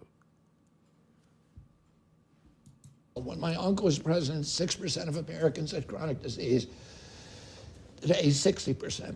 And by that, I mean obesity, neurological disease, ADD, ADHD, speech delayed tics, Tourette syndrome, ASD, autism, all of these allergic diseases, peanut allergies that suddenly appeared in 1989, eczema. Not having access to whole foods is a lot Yeah. of it. Not, you know, We're food deserts, you know, in all the black We're communities, you poisoning. know, so, yeah. And the black community doesn't have a chance because they're the most poisoned. During COVID, the death rate in our country, we had 16% of the COVID deaths in our country, and we only have 4.2% of the global population. How do we explain that? Why are people getting awards for, managing it? Because we have the worst record literally of any country in the world. One of the reasons for that, besides bad management, we have the biggest chronic disease rate. And it's blacks who are getting hit with asthma, diabetes, obesity, cardiac disease, by far. So during COVID, the blacks in this country had a death rate of 3,000 per million population. Blacks in Haiti, who we were told it was going to get wiped out by COVID, the death rate in Haiti was 14 people per million population. They had 1/200th of our death rate. Yeah. The island my father's from barely had any deaths, and the family had none. Nigeria, 14 per million population, 1/200th.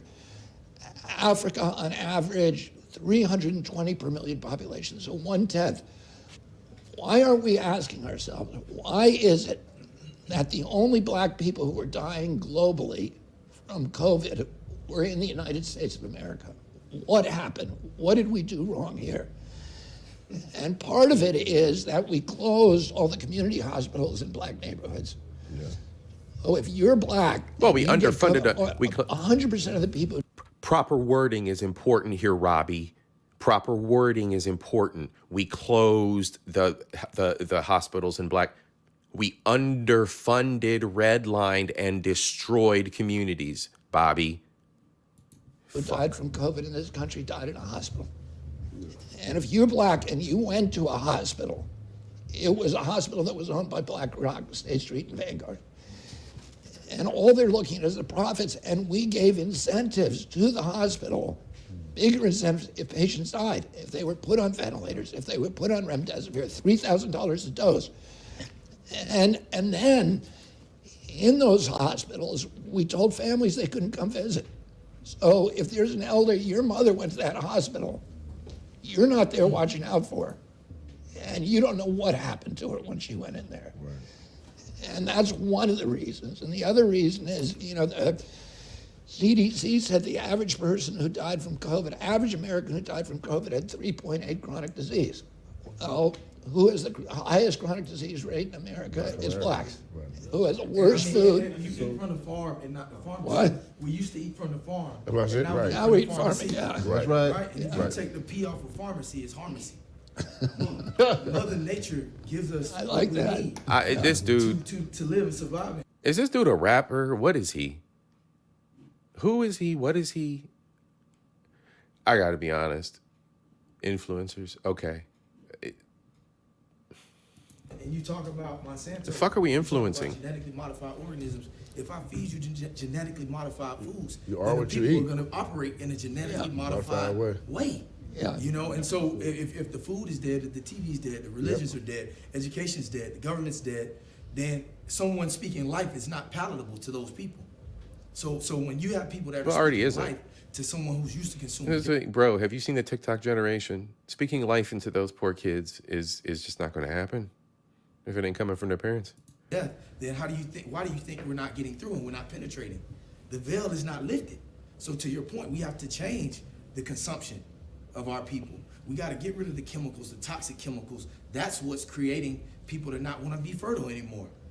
Yeah, I told you, if you make the man weak, then you can do whatever you want to the women and children. And that's what's happening in our nation and in the world. Yeah. So we got a lot of work to do. So outside of that, I have something that's near and dear to my heart. So from the standpoint of we talked about, gaining capital, we talked about helping businesses and all these different things. But I know for me, even though you can help a man get money, you could do all these different things, but when it comes to him having a child and getting a fair shake in the court system, if something was to happen, here we go. whether you got money or you don't, Here nobody's we exempt from being taken go. advantage of. So what are you gonna do to help fathers have better rights in the court system?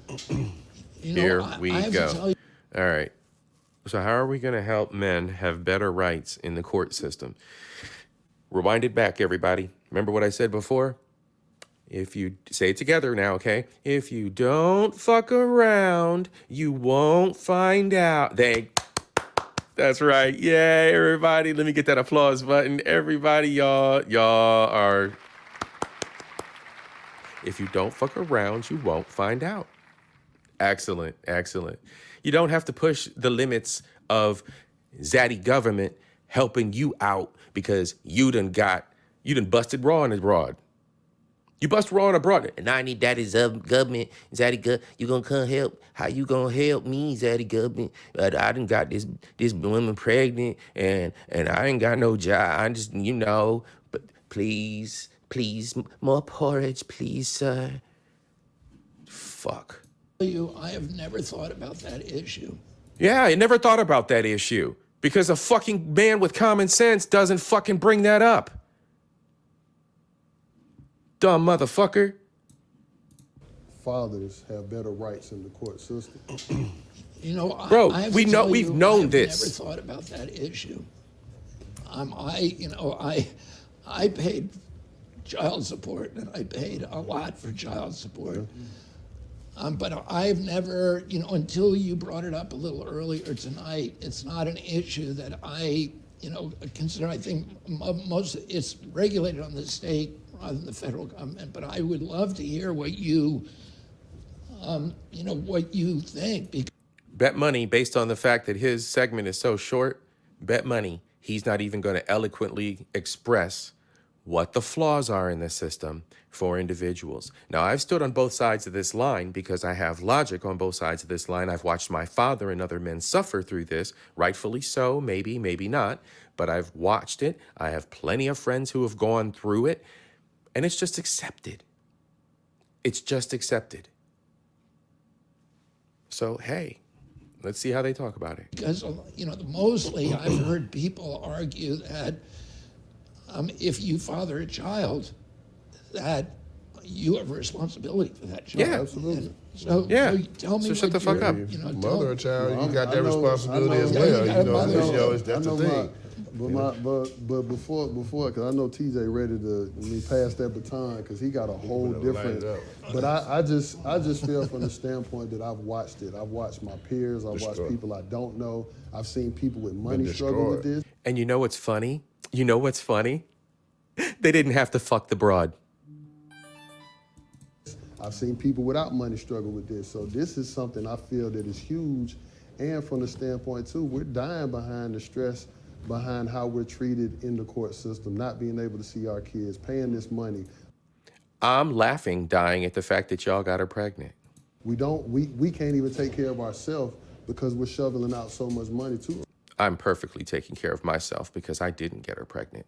take care of the kids. Nobody's saying that Yes, it's a flex. we don't have a responsibility, but it's unfair and it's unjust.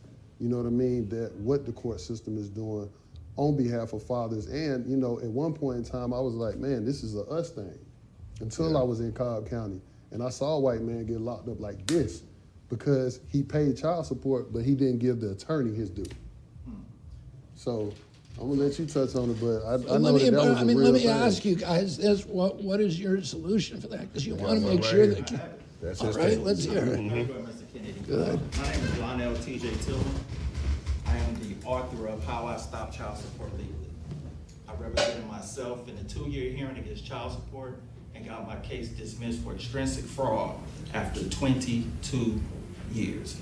As Josh said, men are treated as third world citizens in the United States of America. America has a Title 4D crisis. Title 4D of the Social Security Act is an enforcement to go after parents for money that was given out as a grant. Title 4A is a grant loan that's given to needy families. But yet we have an amendment in 1975, Title 4D, which goes after the fathers for non-custodial parents, deeming them, finding them guilty in family court for abandonment. The issue is, we're still operating under the procedures from 1935 when Title 4A was implemented, when women couldn't work at that time. So when men went to war, yes, there are programs that are needed to assist a woman. That's what child support was designed for, right? Much like other causes, they were designed for other reasons, and then America just takes it and runs with it, and here we are.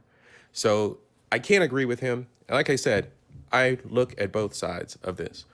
I can't agree with him that reform is needed in that respect. There are also things on the book that directly affect Black people other than this, like redlining, which he should have gotten into a little bit further with Robert to see what Robert's thought is about that and how we can put pressure on the banks. He didn't get into it deep enough as far as I'm concerned. Robert talked about it, but he didn't get into it deep enough. Anyway. Because she couldn't work in 1935. But they did this amendment in 1975, which is Title 4D of the Social Security Act, which enforces non-custodial parents to pay back a grant. What is a grant?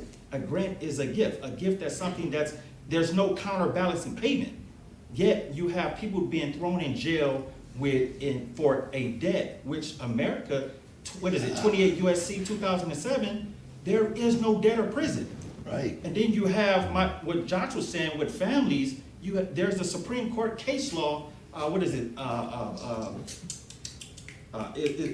Every natural parent has a fundamental liberty interest in the care, custody, and management over their children. You talk about incentives. I heard you speak about due process. Due process is the backbone of of the United States Constitution. It's the backbone of our republic.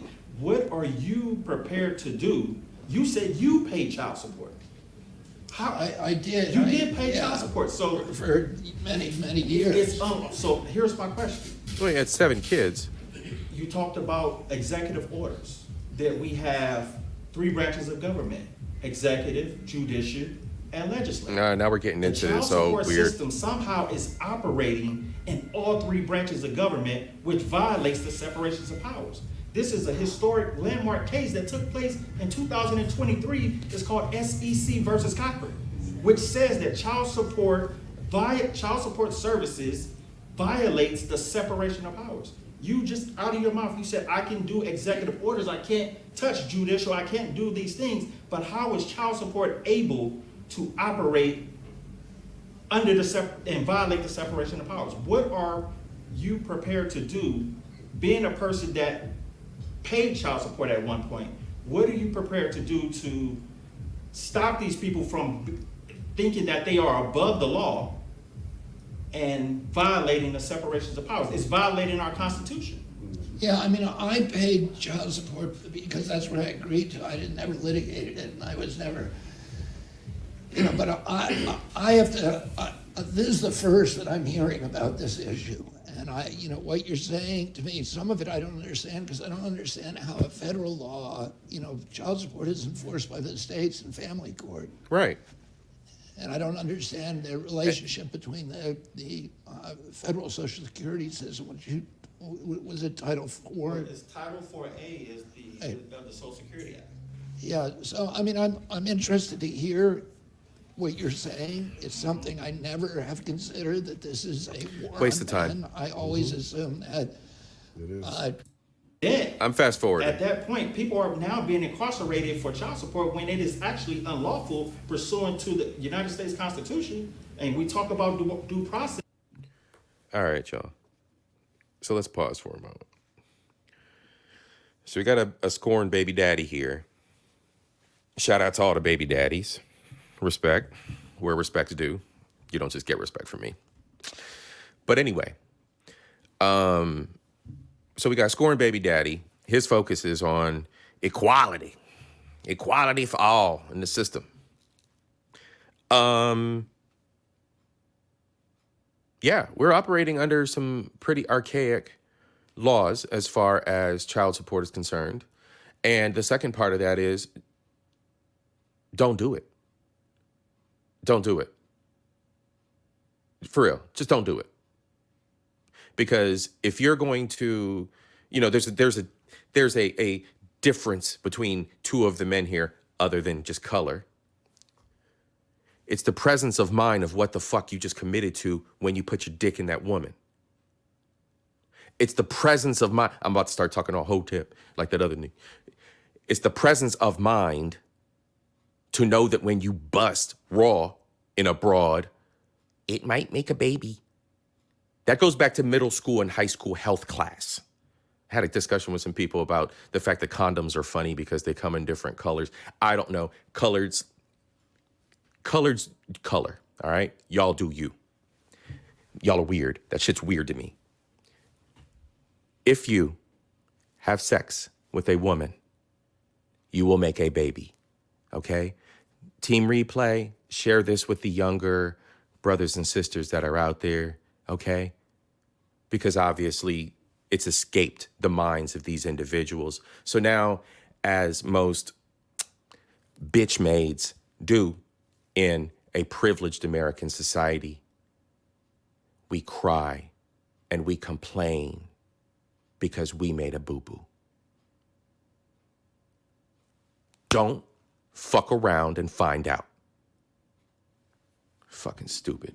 We're gonna skip off, going to Killer Mike. See what Brother Render's talking about. Hopefully it's not baby mamas, for fuck's sake. I wasn't gonna jump on camera, but y'all done said some interesting shit. Let's go, brother. Really quickly, because what you asked for was a solution. It's something that I have been thinking about. I'm just jumping. This is not an official endorsement, although I do like a lot of what's been said here, so I'm gonna stay out the way. But just in matter of child support, to help you better understand, child support in the case of what you're saying is usually you were married to your children's mother. Yeah. Virtually. Well, most 70% of black children are born out of wedlock. So child support is against you day one when you're a black man, more likely, because more likely you're not married. Now, and this same thing I tell my daughter's boyfriends. So whose fault is that, Michael? Let's hear what you're telling your daughter's boyfriends. Don't get her pregnant. If she has a big, huge family that's going to take care of this baby, you're going to piss her off, and she's going to go file for benefits. Or she's going to need them in the case her mother needed them when she was a kid. Me and her mother were together. We were not married. But her mother signed You up. actually have this conversation with your daughter's boyfriend? Absolutely. Yes, absolutely. I tell them, I say, no, understand now, she is from a great family. And see, this is great because all Michael's showing is that he is feeding lowest common denominator behavior. We can't talk about getting married. We can't talk about you marrying my motherfucking daughter, right? This just pissed me off. Bro, I got so much respect for this dumb piece of shit. This is why you don't ever in your life put any stake, in anybody, any human. You take the chicken from the bone. That's it. Because they will inevitably disappoint you. Inevitably show their true colors. He on some blackity McBlack shit right now. How about you be a voice, which is what you fucking are, to show black people what community really fucking looks like when you unite with a young woman and the two of you become one and build a better family. Fuck. I know this is not the case for every girl, but she's from a I'm big, so huge glad I'm family, not lots of monetized. us. She's going to be okay, but you're going to piss her off. You're gonna leave her for another girl. You guys are gonna fall out of love. She's gonna play a lot of Chris Brown records, and she's gonna say, "Fuck it, I'm going." But I say that because me and her mother were together from day one. Her mother did not work. I did work. Her mother, I put through school. I did not put myself through school. I did everything I could to make sure that in case I died, this woman would be okay with my children. She signed up for TANF, welfare, that type of stuff, which helps. It helps to bridge, especially when you're a young family. We know our welfare system has been constructed in a way that excludes men. It gave women an incentive not to have men in it. It actually says, we'll come through your house and we'll search your house, and if Look for it's children in there. yeah. So you're kind of set up from day one. Hold on, you didn't know they looked under your bed and checked? Yeah. Okay. Ask somebody who worked for HUD. That's why Ben Carson shouldn't have been running HUD. God bless him. I would want him to work on my brain, but not control my housing. So back to child support. I think the solution is this, and I'm out your way. 2 years. Young woman gets pregnant as a teenager, young man and woman get pregnant. This is the 2-year plan. First 2 years are debt free. You don't operating under the assumption that everybody's just gonna fucking have kids and out of wedlock, and everything's just bastards everywhere, right? So she doesn't get to drag him into court and say no children born out of a marriage for investing in your child through food programs, through early. Get used to it, Black America. Get used to it. That's all your destiny is. Per killer Mike, because this is the best way to construct a conversation with a presidential candidate. That's the future of Black America. That's what we want to talk about. Head Start programs, because in those 2 years, the boy has the option, or not even the option, he has the demand of the co-man to then go to a trade school. You have to go to a trade school, which incentivizes the United States to do it, because we need more tradespeople. We don't have enough carpenters, we don't have enough electricians, we don't have enough people building roads. In my community, the girls are going to college and graduating. They have no men to marry because the boys are not going to college in the same way. Bro, you overthinking this. Israel already has a plan. I'm not saying their government stands for anything. I'm not talking about war in the Middle East. What I'm saying is everybody's in the fucking army. I bet you that'll solve some problems from a young age. My teachers were married to a tradesman. My teacher, who we call doctor, her husband owned a locksmith company. Her husband was a carpenter, was a mechanic. So they had a good life. Their kids went to school right the same schools we went to. I think that the incentive to solving the child support problem and a part of solving our infrastructure problem is to incentivize young boys who have gotten a girl pregnant. You must now go through 2 years of trade school. Well, wait a minute. So, okay, I like what you're saying. Let me give you the rest of the answer first. Okay, go ahead. After that boy graduates, you get a further incentive if you and the girl marry. If you and the girl marry, we'll give you. We couldn't have started from that from the beginning. We couldn't have started from that from the beginning. We had to go through all this old rigmarole bullshit, creative hotep shit, round the block to get to the point that these two people should have been united from the very beginning and then gone on their journey because they made the mistake of having this kid out of wedlock. Or you don't fucking have the kid. You protect yourself. You you wear a condom. Fuck.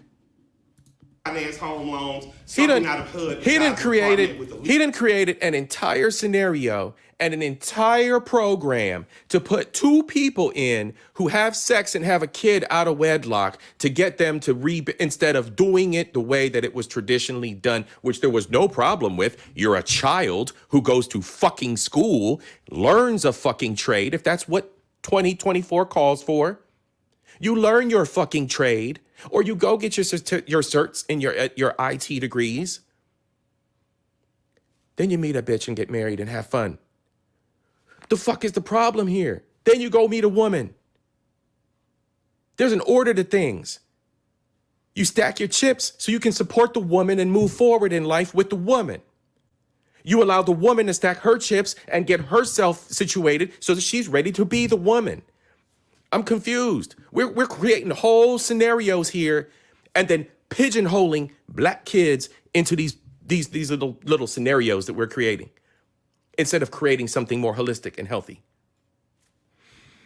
Leaky faucet and rats and roaches in Bro. it, but incentivize marriage, which then strengthens our community, the black community, and strengthens the greater community, because now you have more American marriages, you have people with stronger financial stability, and you have tradespeople married to women of education, and you begin to recreate communities like We already had trade schools, bro. They need improvement. I believe you could do this There are from already the programs in executive order, place. because the money that funnels down from the feds through the states to help mothers, then it can be attached where we're not only helping mothers, we're helping fathers too. If a boy gets a woman pregnant, not only does she receive TANF, I see your face, right? Good idea. If a woman receives TANF, she receives this, the boy now has a must. You're federally required now to go to trade school. And in those 2 years, what you put out on the other side is a person who's a... Bro, you think somebody under pressure is going to want to do all this? Most people under pressure don't fill out the proper forms to get their damn child support. Most people don't fill out the forms to get their damn WIC right. Most people have to be poked and prodded and sent letters to know that they got a deadline coming up to file the damn taxes. You creating more hoops for people to hop through that are already ignorant and have done some backwards ass biological shit. Trained, Mike, a person who has incentive to marry, and a person who becomes a taxpayer and not just a taker of taxes. I think that's the answer. I just got to jump in because Mike just took us to church, and Mr. Penny, that would also help with my issue and helping to reduce the number of abortions in the black community because now I knew she was gonna sideline that one. Absolutely. Absolutely. But I think that's the answer, sir. And I'll get out y'all's way. Why? All right. Why? I've asked this question before, and I think there's some people out here in the chat who are on my side with this one. But look, you can be as poetic and as beautiful black baby, cutesy you want to be. You are not the village. You will never be the village. You're not. America's not made for anyone to actually be a village. It's not going to happen. Y'all going to show up for some cutesy little baby shower and y'all going to be in the wind. And it's going to be another TikTok 6 months later about baby daddy bullshit. It doesn't work that way overwhelmingly. I don't have a caregiver. I can't get to work. I don't have this. I don't have that. The cycle continues and continues and continues. No one is prepared. No one prepares themselves to be a village or a participant in it or have the right people around them. It is all with the best of intentions for optics. And I'm going to give that an overwhelming 70 to 80%. Because believe me, there are plenty of baby mamas in my family. These excuses are just, this shit's lame. For me? Okay, yes, sir. So stop the problem at the beginning. You just, because, I'd love to hear a solution that I really believe in, but I'm having trouble getting my mind around this. So how do you compel somebody to go to school? You just make it a requirement, the same way you compel them on probation. You mean a requirement? How do you compel me to go to a drug course when I'm probation? I don't want to go to jail. You can do that, right? Yeah, I don't want to go. I'm serving 5 years federal time. I know the drug course gives me 18 months off. I'm not a junkie, but I'm going to go act like one because you're going to let me out in 18 months early. No, that's your logic, Michael. I know where the... Why do you think the going back to jail, that word, that R word... Why do you think that's so damn high, Michael? You sound cute, bro. You sound cute. You got an audience here. And is he getting old? Is Killer Mike getting old? Is that what's wrong right now? Or does he just have too much faith in, I don't know.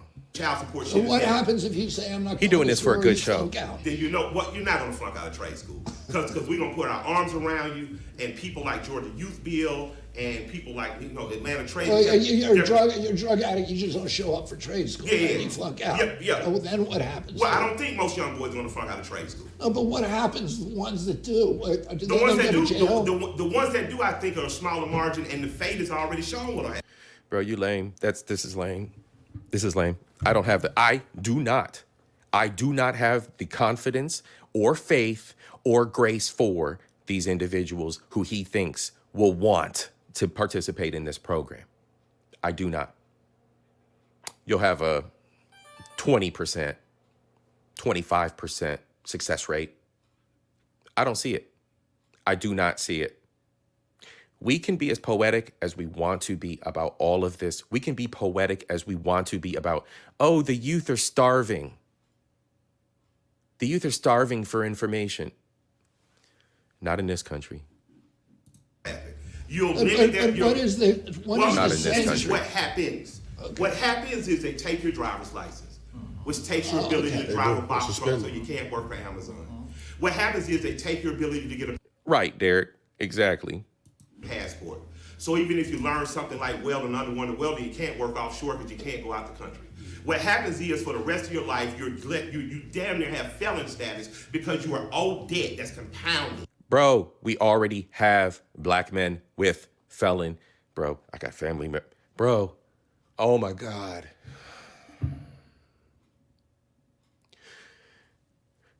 My boy, I got cousins with kids by the dozens.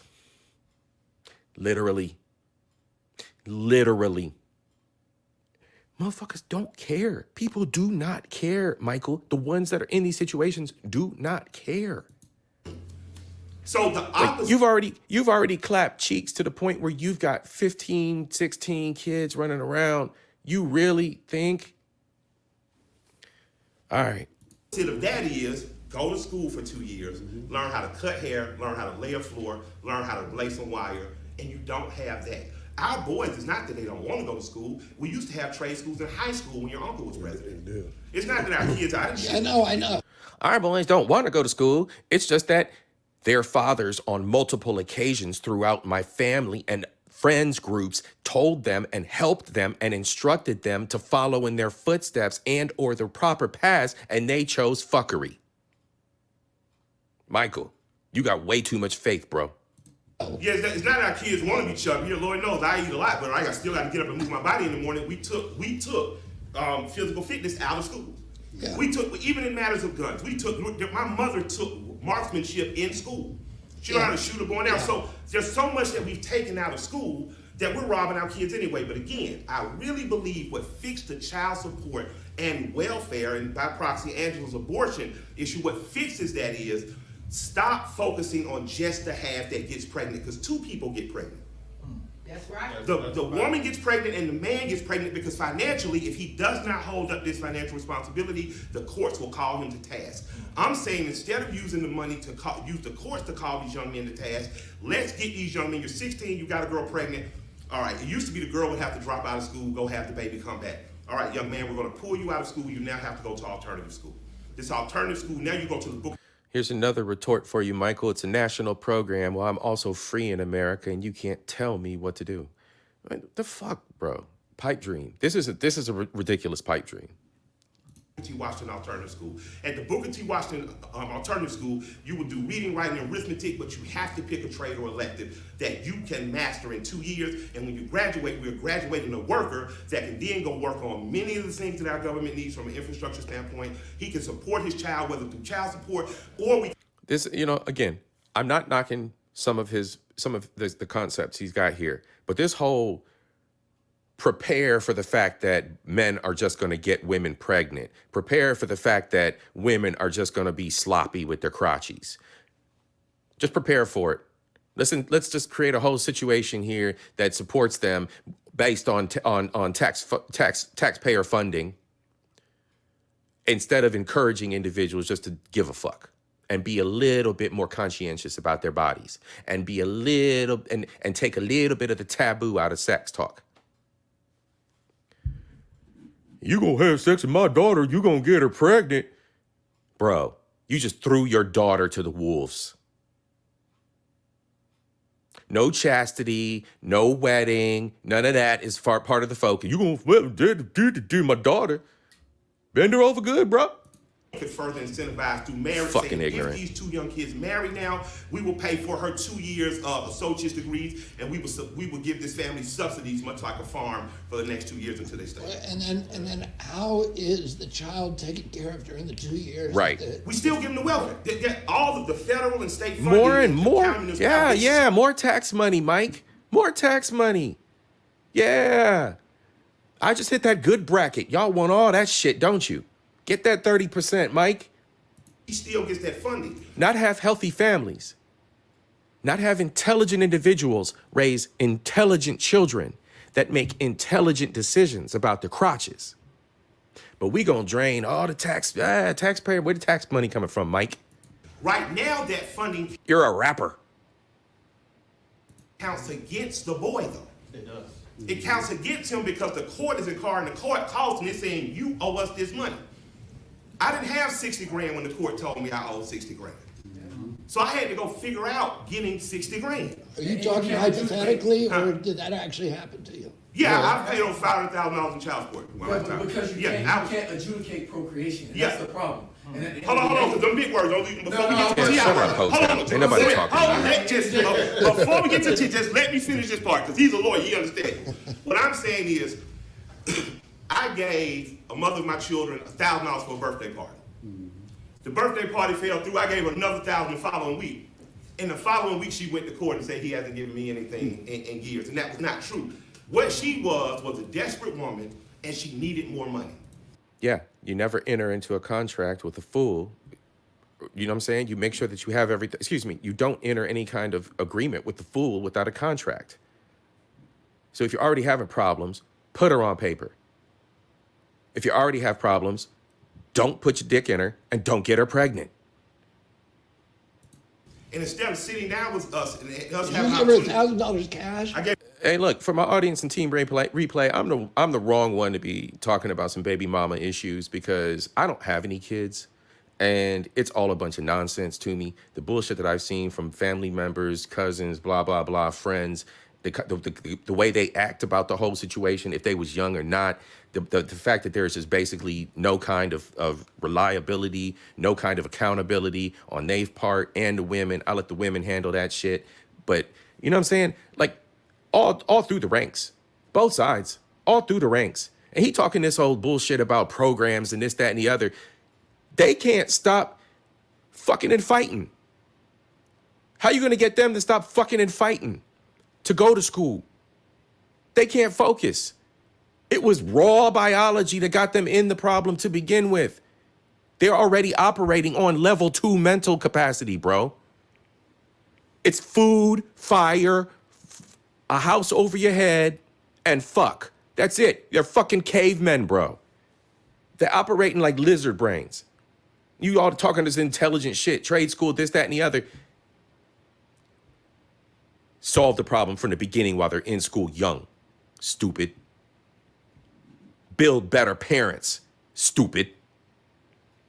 Gave her $1,000 cash. I had just had because we had built a trust relationship. We made love. We made a child. So I wasn't handling it. We made love. I We wasn't made a child. handling it as though it was business, but it's business. And young men don't understand that. So what I'm saying is to get.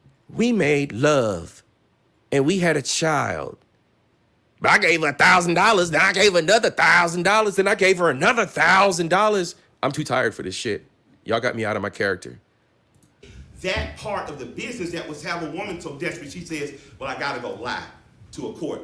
And to have a young man say, well, I got to do anything I can do. 100%, Derek. Salute to you, bro. Yes, salute, my Ohio cuzzo. Salute, salute, salute. I come from 2 generations of single mothers, 4 on my father's side. No one talked about marriage before having kids. I'll be damned if I let that happen to my daughter. Bro, yes, yes. And it's not about the times.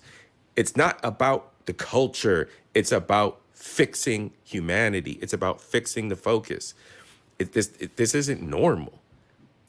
Pay it. The government has an incentive at this time. Our government says we need infrastructure workers. Our government says we need more kids going to trade school.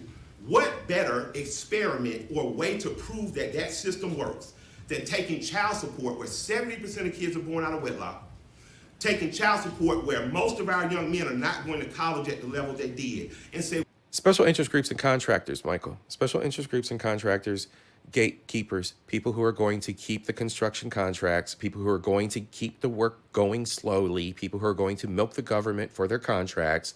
You are trying to upset an apple cart. You have no idea what you're dealing with. Well, trade school is an answer, not only for this young man and his financial situation, this young woman, but also what our government is going to need in terms of hiring people. I think that the ultimate answer is in bringing trades back in high school, better sex education with young men. I think there could be a federal program that comes into barbershops, that goes into schools as young as, I would say, middle school, and starts to teach boys about their sexual funding. I think condoms should be free. I think that boys should be taught how to use condoms. I think condoms should be, bro, you don't know where you can get free condoms. Condoms have been free ever since I was in high school. Now, I pay for you know, you got to get the magnums. But, bro, there's plenty of resources to get free condoms. Actually, novelty condoms, you can pick up novelty condoms in a lot of places. I think that there are lots of things that we can do to cure the child support problem, but while curing that problem, building a workforce that this country is going to need in the next 20 years. And I think what you do is marry the need to have money, which boys have, especially ones who've gotten girls, with Yeah, also too, back in the day when I was a young buck coming up and I was, you know, in my 20s and I'm doing my little thing. If I didn't have money to buy condoms, guess what I wasn't doing? Bro, you got socks in your right hand for a reason. Go handle your business and settle the fuck down. You don't need to be chasing broads every single day. the need for infrastructure and builders in this country, you marry that and you radically change our welfare and HUD program. Our HUD program shouldn't be if you're getting money Self-control. and you're not married, you can't live together. He wasting all this to talk about social programs from choice, social programs that all spawn from people making shit choices. How about we educate the people and make that a better focus first so that you can prevent the shit choices? Guess what? Guess what? Not you guys, but Mike and those guys. I made smart choices because I paid attention in school. That was just the beginning. That's it. That's all I'm going to say. That's it. That's the basics. That's the breaks, bro.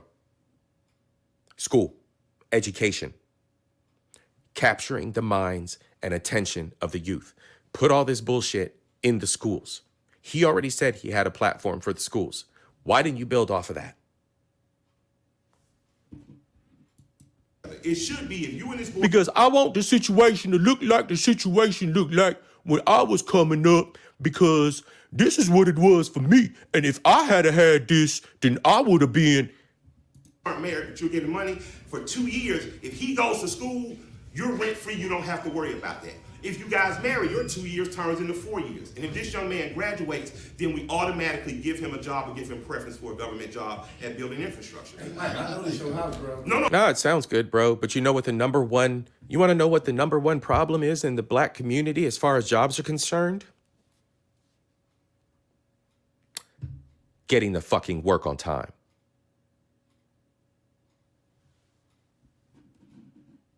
I'm finna get out your way. I think that's a good idea. I like it. I need to talk to you some more. We'll talk more about it. No, can you? All right, and one other question. Yes, sir. You want to be vice president? Right. With all that shit talking Mike was doing right there, he might as well just pulled up to a podium and just spit shit to the nation and just let everybody go, oh, yeah. I'll vote for him. He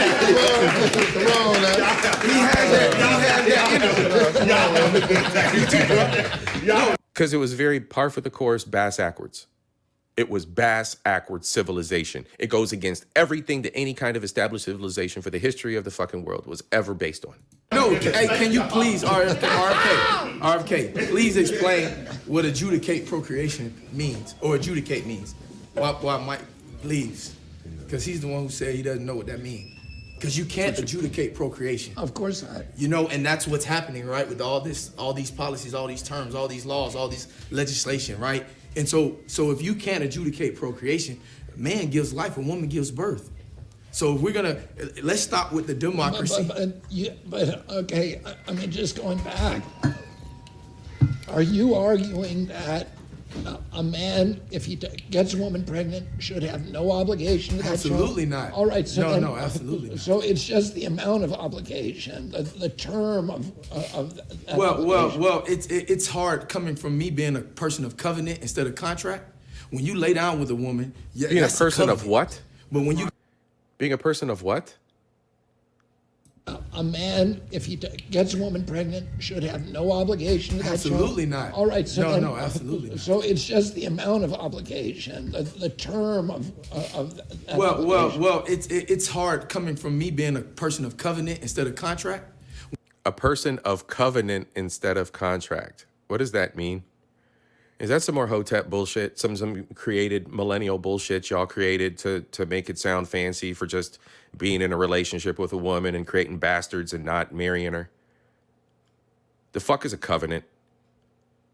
we are intertwined in a covenant under the Lord Hotep. What the fuck does it mean? Somebody, please educate me. It's late. I don't got the patience for this bullshit. Fancy words, poetry, and Hotep nonsense. Anyway. When you lay down with a woman, yeah, that's a covenant. But when you go get a marriage, Okay, so that's a covenant. So he just be fucking broads. I'll just be fucking them. It's a covenant. I get it. I don't care. I don't care. Just certificate, now that's a contract. And so anytime you're working in contracts, then it's gonna be about money. And so if you break up with her and now she's vindictive, or if the man's vindictive, now the child suffers because I'm gonna make this man pay for leaving me, or I'm not gonna be seeing this child because you left me, and so I'm not gonna do anything for the child. So it goes both ways, right? Yeah. Both men and women do that. But most of the time you see men getting taken advantage of in the court system because they've adjudicated procreation. And so at the end of the day, if I give life and she gives birth, there has to be some accountability to the system to say, well, let's go have some ease on the person that gave the life. Because you can have a bunch of soil, but if those no... y'all like this shit, don't you, ladies? Y'all like niggas that talk like this? Is that shit attractive? Like, or is it like a hoe, like, you one of them too? You a jive talking to? I don't know. I've dated a lot of women. I ain't never dated no woman that would be jive talking like this, bro. So, and there's a lot of these dudes out here. I've seen a lot of these little weird street preacher corner looking niggas everywhere. I mean, I've seen them everywhere, but y'all like this shit? Fuck. No wonder he got a baby mama. Y'all some sad. seeds, we have no children. The thing is, Does that make sense, though? They're incentivized based on their performance to put people on child support. So therefore, that child support system is working exactly the way it was designed. But it goes, but the child support, the abortion, and all those things are all collective things, in my summation, to stop procreation anyway. All right, so what we're gonna do is, we're gonna fast forward a little bit here. I know I used to play in the league. There's guys right now that's in jail, behind child support. Yep. There's We're guys still right talking now about that can't child travel, support. Can't work because they don't. Let me just add, play devil's advocate, is, a lot of people or, advocates of women's rights say that the obligate, that the... And women have the right to vote, and women have the right to work, and women have the right to fuck, just the same as men have the right to vote and work and fuck, and the women and the men are both responsible for this bullshit, and both of them should have to pay 50-50. Both of them should have equal child support, whatever the fuck it is, and it should be commiserate with her pay. Shouldn't be no 1930s women's suffrage bullshit. We ain't suffraging no more. Fucking equality. All right, I'm done with this shit. We're going to skip to the next segment. Hopefully they're shutting it down and getting ready to do some closing thoughts. To lose ours. It needs to Boom, stay out of it. They completely take away any power or control that man could have to save the life of his own child. So a man has absolutely no say. Okay, we're in still whether or talking not about his child- family law and family Things rights that have been a and part of this system. black people who don't create families and the things they have to go through and rely on zaddy government to fix their problems. Fuck people. That's not what it is. I'm unsubscribing from your channel, Culture. Culture, you're a piece of shit. Why would you say that shit about baby daddies and baby mamas? You're a fucking misogynist. Fuck you people. Marijuana without Phoenix. Fucking find a fucking wife and a husband and fucking get married. Lame ass. Murray. It's just not gonna happen. I'm just gonna tell you that right now. If you don't know who Phoenix Murray is, I'll make sure that you find out. Yeah. But I thought that this was the perfect conversation, guys. TV bags. All right, we made it through it, and I think my opinions are pretty well stated. I think I was pretty plain and simple about the way I felt about a lot of these subjects, and they definitely missed the mark. They missed the mark on so many things. They could have wrapped the subjects back around to education. They could have wrapped the subject back around to community and investment. There were so many missed opportunities. There were other creators out here on YouTube who watched this. Shout out to Big J. Shout out to Miss Queen, Sunkiss, Little Sis. Y'all were right.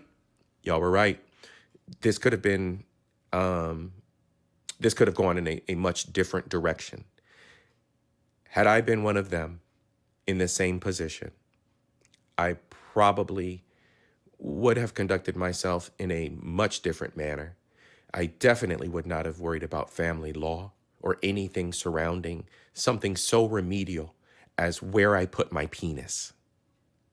See, it's all a common thread with these people that look like that. I mean, it's just a common thread.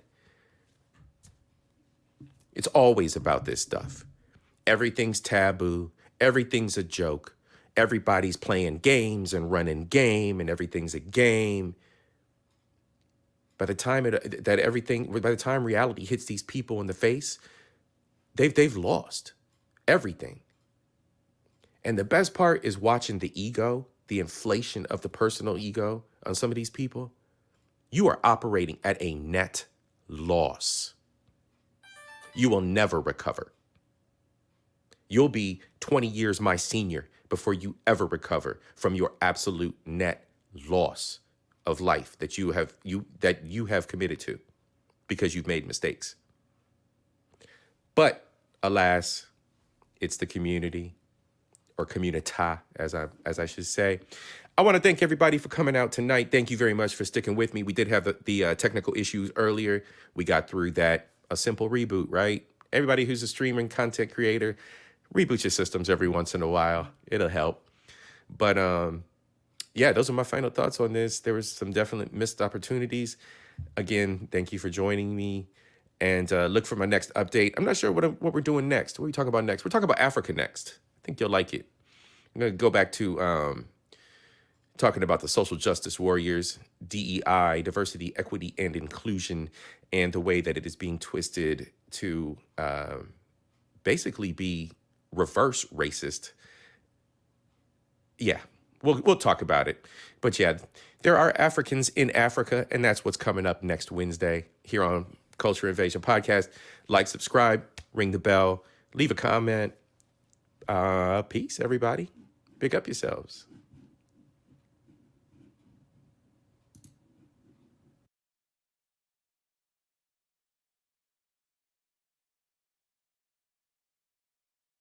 And nowhere did the challenge provoke more averaging a peak I'd say of about 0.1 amp. To develop and introduce America's first all-electronic television system.